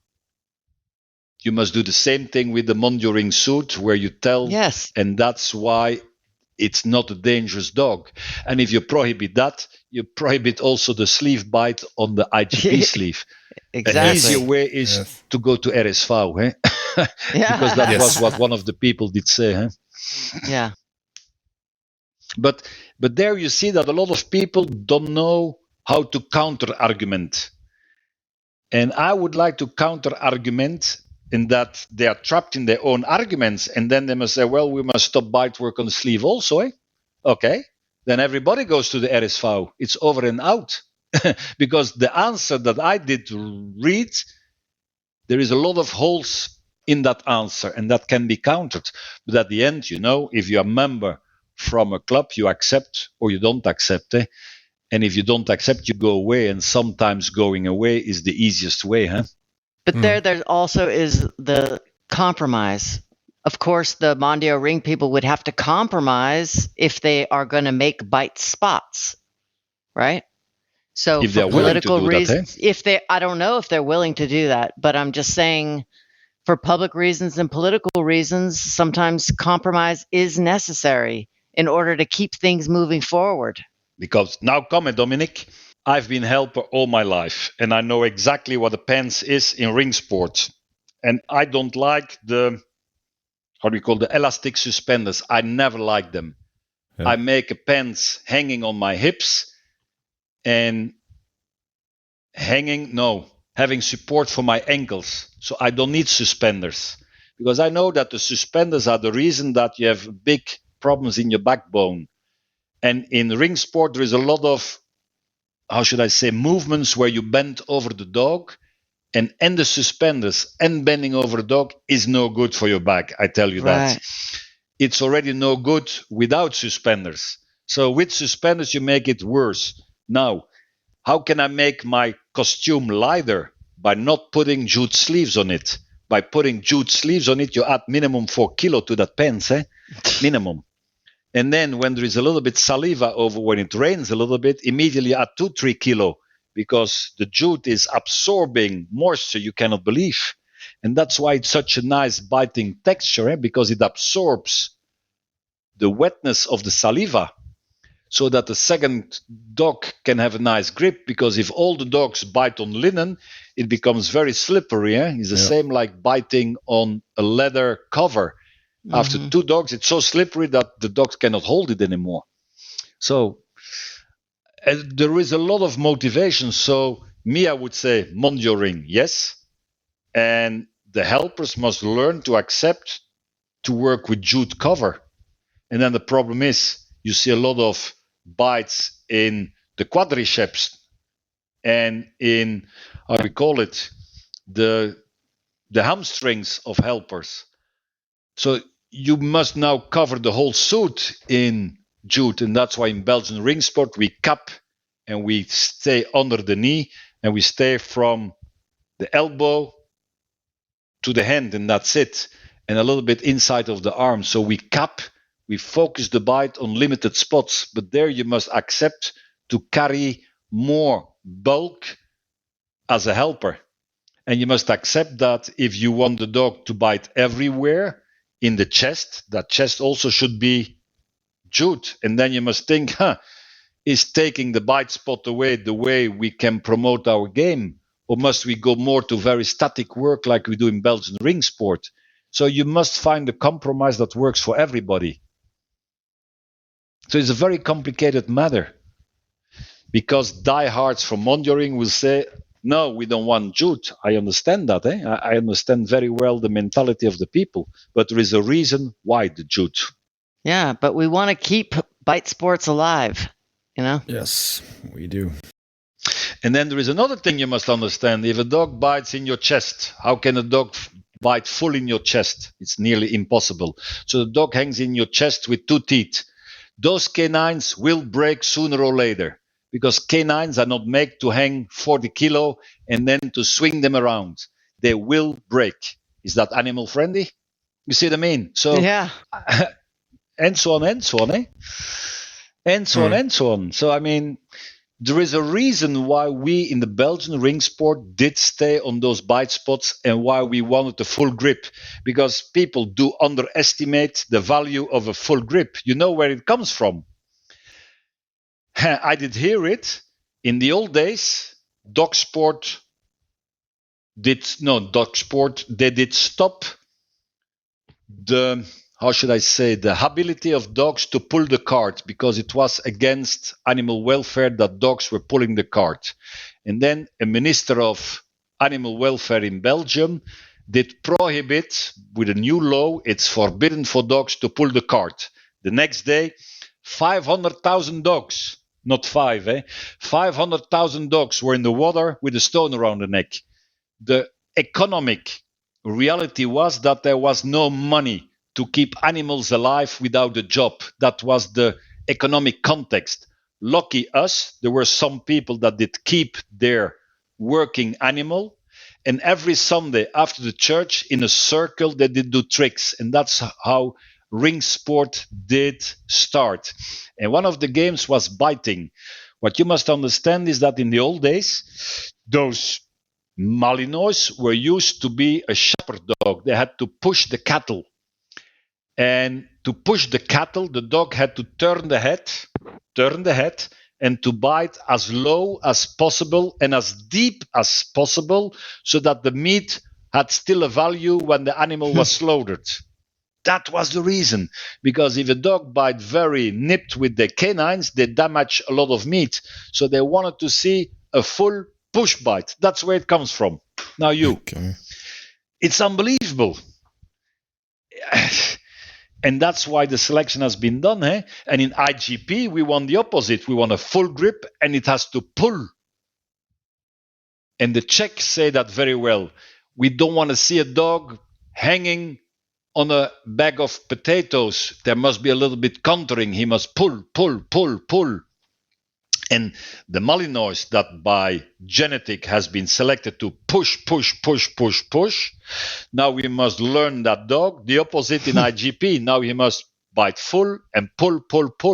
And we have training techniques to go there. There's no problem. You can learn every dog that pushes, you can learn him to pull. There is positive reinforcement, there is negative reinforcement tricks, and so on. And the classic trick is when a dog likes it, you just tap a little bit on the nose of the dog. And that little tap, he starts to pull. And when he pulls deep, you stop tapping on the nose. That's it. And you learn that to young dogs. It's easy. When you have hope, you can give pressure. And when on that pressure, the dog goes backwards and still full, you stop the pressure. And in addition to that, you can give him the sleeve. And so on. Oh, but one second, but sorry for interrupting you. But I think, Dominic, am I right? There's one question left. Yes, we have one more question from. Okay. just one last one. And I think that's a pretty interesting one that we already discussed a lot in the gold schools. And the question is, maybe there's a different answer from both of you.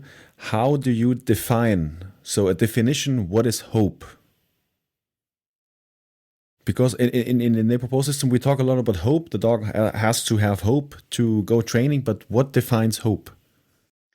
Hope is the intrinsic desire to go in heaven. It means that we create habituations. For example, if you look to the video that Michael shows with her horse, that little horse eats like a tiger.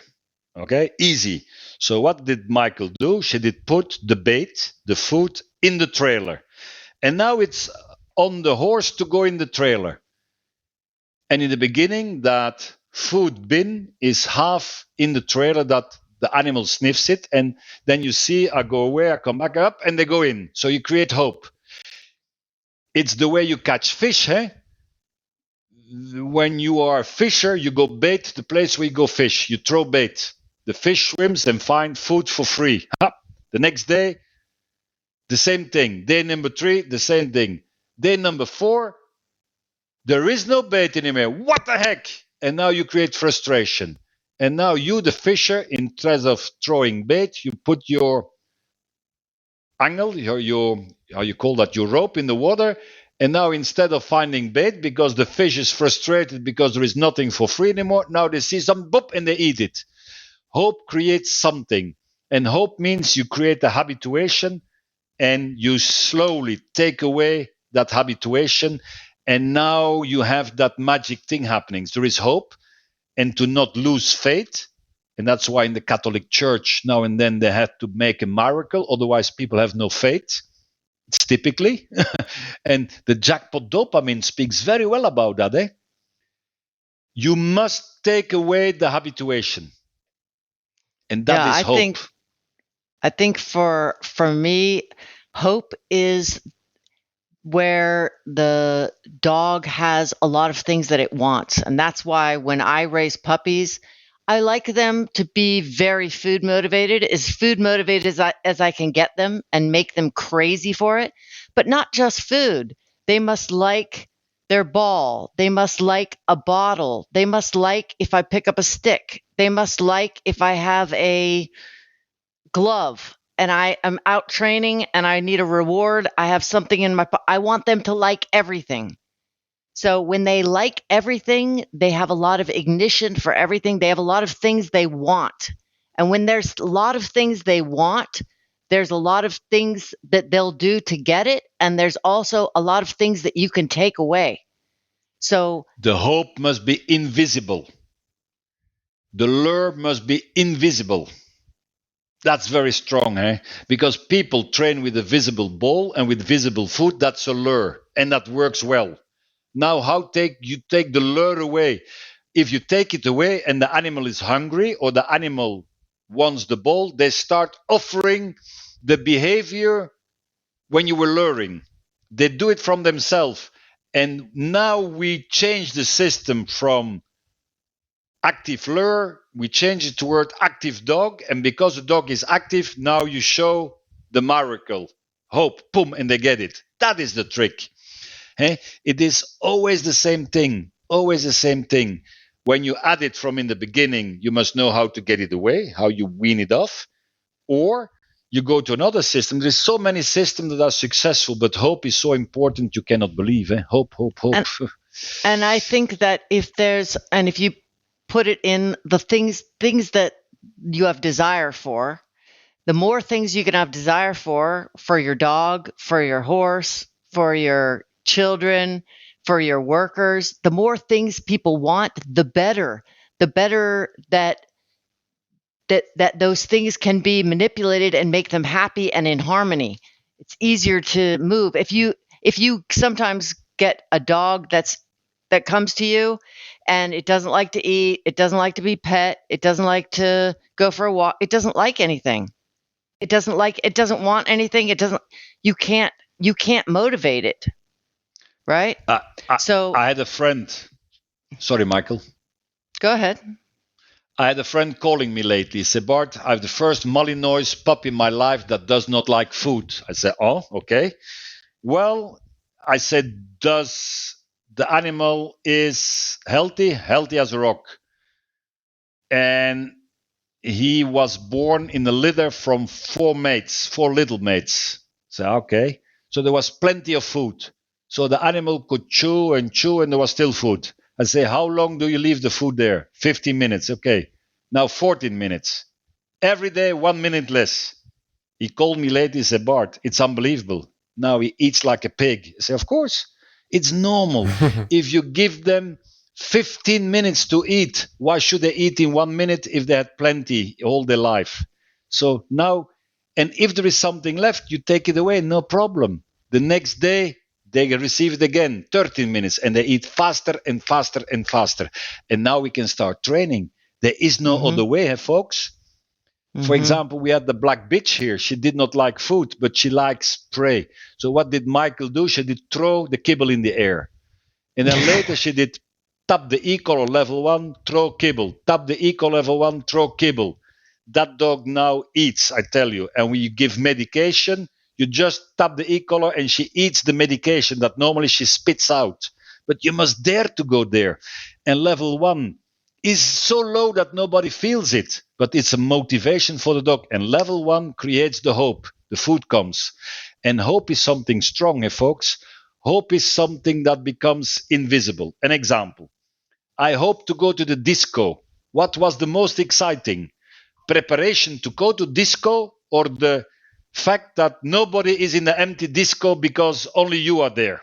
You were going to the disco and I'm going to see girls and I'm going to see boys and da-da-da. Bloody hell, there is nobody in this shit disco. So the hope was so strong, and the reality sometimes is disappointing. So, and that's why hope is so important, folks. Hope, hope, hope. It's like people call back the dog and they show one kibble. And the dog said, I don't come back for one kibble. That's shitty money. People forget the surprise, the element of surprise. Yeah. And that's why in the school, we ask everybody to go to the jackpot dopamine study from Professor Sapolsky. And we, Michael and I, did see all our lives that people that reward too much have lazy dogs. Yes. They have lazy dogs. And you see that in tracking. In tracking, the direct reward system with food, people go too fast to intermittent reward. And no reward. Or no reward. And there they create speed. Okay? And if you analyze their obedience, in the obedience they reward every second. And that's why they have a lazy fuck in obedience. And that's why they have a crazy animal in tracking. Isn't that they amazing? They must do the opposite. It's easy. They have everything, but they don't see that. You should it's do unbelievable, you should do your tracking like you do your obedience, and do your obedience like you do your tracking. Yes, that's how you create stability. Boring, predictable. Now you have a slow dog. Yeah, and do your obedience like you're tracking, and take it away and be totally random, and then make jacked up dogs. But people cannot do that. No. Dominic is laughing. I see your face, but you see what I mean. It's people make their dogs lazy by over rewarding them. And then they start to go in that animation show and cracking whips and jumping around like monkeys. And then the dog is just watching. My master is very sportive today. The hope makes the dopamine and not the event. Huh? Yes. Yeah. Now you're there, Andre. Yes. And that's the result. Hope makes the dopamine. And animals and people are dopamine junkies. And yes, you have bloodlines that have been selected for that. It's like you have bloodlines in people that are addicted to cigarettes. You have bloodlines of people that are addicted to alcohol. You have bloodlines of people that have no fear from debt.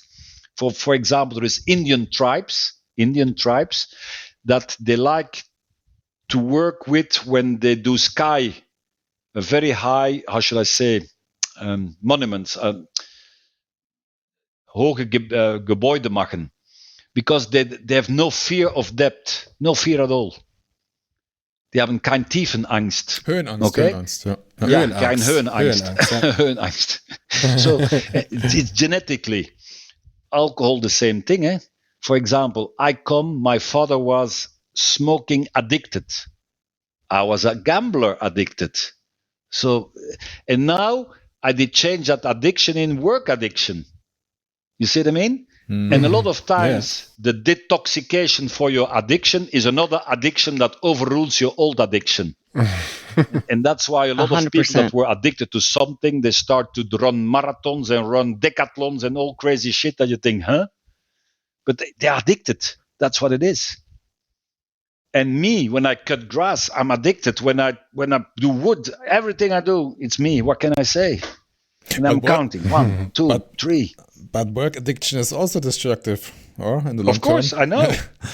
But I don't like to go on holiday because when I come back in holiday, I've 10 times more work than before holiday. So I Yeah. don't go You're in holiday. more stressed. Yeah. I hate holidays. After one day, I'm thinking, what am I doing here?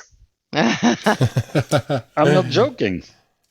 So, guys, I missed my steak a few times earlier because in the first part we talked a lot about NePoPo Silver School, and there's an announcement I would like to place here. So, Michael and Bart have kindly agreed to donate something for our community for another competition. So, you guys can win online access to the NePoPo Silver School, to the NePoPo Online Silver School, worth 700 euros, by the way, so it's quite a big fish. All you have to do is use the hashtag IGP under the following post on Instagram, like the post and share it. And thank you to both of you for this great donation. Yeah, thank You're you very much. welcome. Success, you That's guys. a really great thing. If Spanish is your mother language, you can tap on Spanish as undertitling. Yeah. If you are German spoken and if English is not your strongest language, you can tap on Deutsche Sprache. So you will have the German undertitling, you will have the French undertitling, and I think the Flemish undertitling. And more undertitling is coming. Great. Yeah. Very good idea. And I think the online silver school was a huge process that you both did, and it's a big honor for everybody that did the school. Was pretty amazed about all the content and about the knowledge you get, and like you always said, that is a much easier access to more people that maybe cannot afford traveling to Appledorn or to USA to attend the in-person schools, which will also be there. But that's, I think, a huge step in the right direction. Michael and I are very proud that we did it. If they ask us, do you do ever again? We say no. It did cost water and sweat to realize this. We have been so lucky to work with top people, because what looks so easy is not easy. Eh? It starts with the person that films it. What must he film? And then when they have film, how do they bring it together? And then now they bring it together. In how many paragraphs do you bring it? And then the questions. And then you must find, if everything is finished, you must find a person that can put it on a website so that everything works, so that people can watch Vimeo, that thousands of people can watch simultaneously without that there is a problem. Technically, it's We have been so lucky to work with people that we did not know were so good. We have been lucky. Yeah. And never we would do it again. Never. But the live school has something the online school doesn't have. It has AC/DC. the atmosphere. Yeah, it has the atmosphere that creates a big attitude, and that's really a strong thing. We know that. I loved it. And yeah, I loved it. And the live school gives you goosebumps. The live school gives you, I'm not the only crazy guy in the world. There is here 100 people that are like me, crazy about dog training. You feel like you are in a community. We know that. Yes, You cannot copy that That's with really the good. online. But with the live school, we could not reach enough people. That was the problem. Of course, yeah, of course. And quite selective, financially and so on and so on. Well, it's very nice, I think, networking with people who are like you, who have the same interests and the same.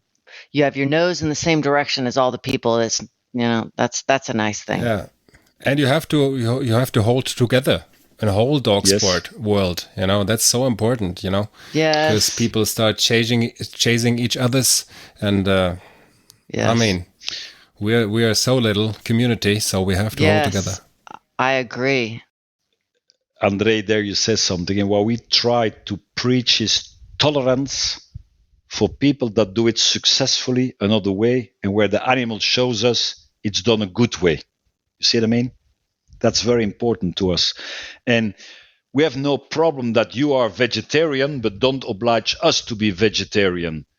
We will not oblige other people to do things. We just say, this is a system in the complete spectrum. And if people in, for example, only positive can go to responsible dog ownership and always on cue with heart and soul, perfect. And if you do it with negative reinforcement and you have the same result, perfect. Where we have problems with is that, for example, a country like Germany and like Belgium in the future will prohibit the e-collar because it is ein Verstoß gegen Tierwohlsein. There we don't agree. You see what I mean? So, and we will fight that very hard, and we are busy behind the screens fighting that very hard. Well, And I borrowed 2 horses from a neighbor, and he wanted to feel the level of stim that I'm giving to his horses, which is normal, right? So he felt level 1, and he said, "Okay, so you can push it." I said, I am."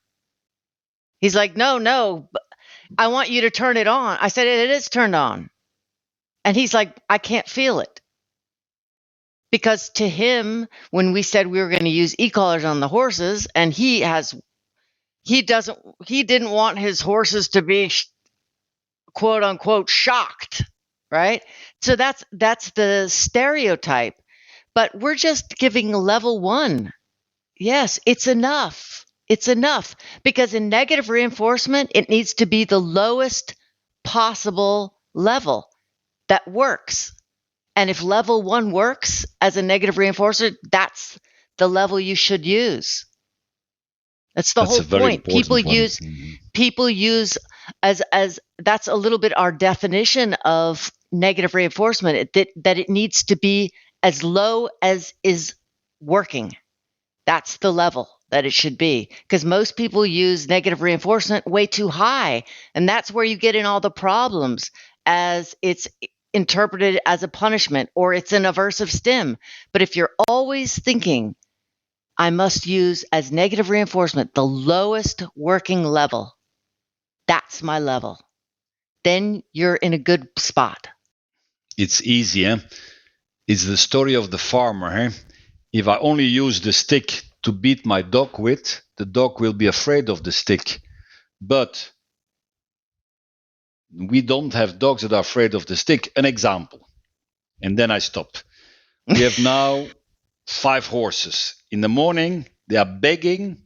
They have 14 acres with fresh grass. In the morning, they are begging to come in. They must run about 200 meters, and then they are in the stables. Okay? In the beginning, we had to find them all over the property. Bloody hell, where are they? Because they were grazing somewhere. And then I told to Michael, we're going to stop this.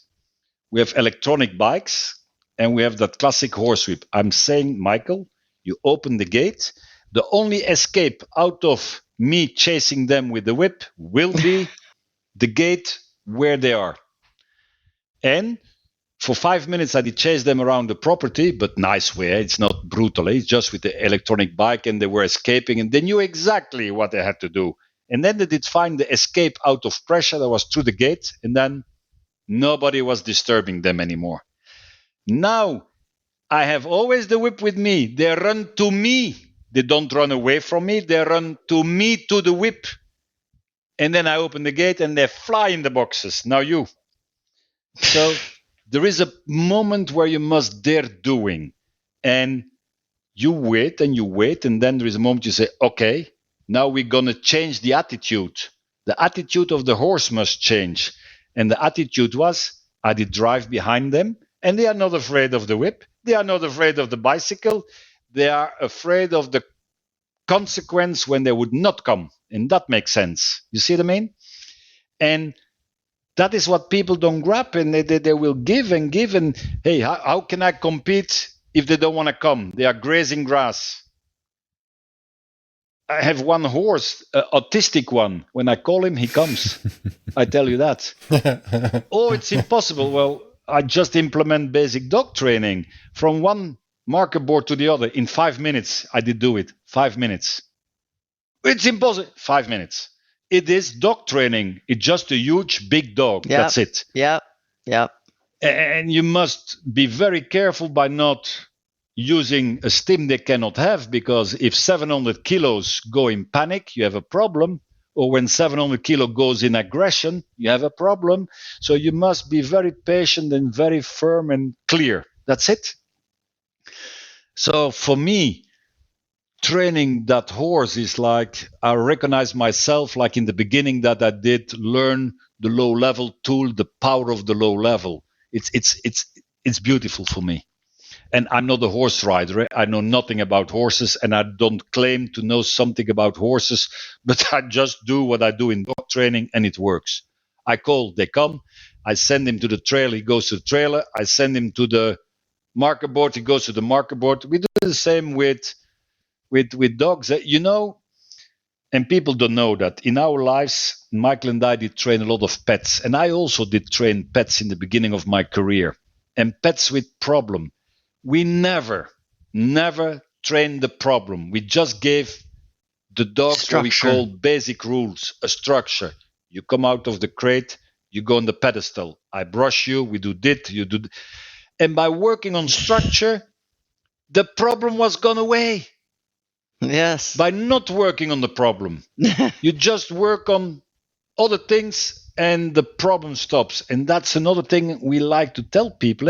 Mm-hmm. Well, you have a problem because you don't have a structure. Give structure and the problem will go. If your kid only gets attention if you put your house on fire, well, that's the reason why they put your house on fire, because that's the first time in 10 years that you did see your kid. Maybe you should see your kid when the kid does something well and say, hey, good job. You must not sing 50 songs neither, but you must, hey, good job. That's it. And with dogs, it's the same thing, eh? Perfect. The same thing. So, Michael, Bart. Oh, sorry, Michael. Go ahead. No, I was going to say it must be late there for you guys. Yes, I was going to just okay. Fall asleep. And yeah, Michael, Bart, thank you for that you followed our invitation for being a guest in our podcast. I think we had really, really good discussions. I think the listeners will have a lot of worth in the conversations. Yeah. And yeah, from the bottom of my heart, thank you for the knowledge you taught me and also Andre. Thank you for the nice conversation we had, for all the questions you answered. And yeah. Is Thank there you, anything and big left success. you guys want to say at least? Bart probably does. No. You know, es ist nicht nur IGP in Kopf, IGP in Herz und Seele. Eh? It must be, that's you must good. live it. That's good. It's only one way to be successful is you must live it. Could that be a good suggestion for the title of this episode? IGP with heart and soul.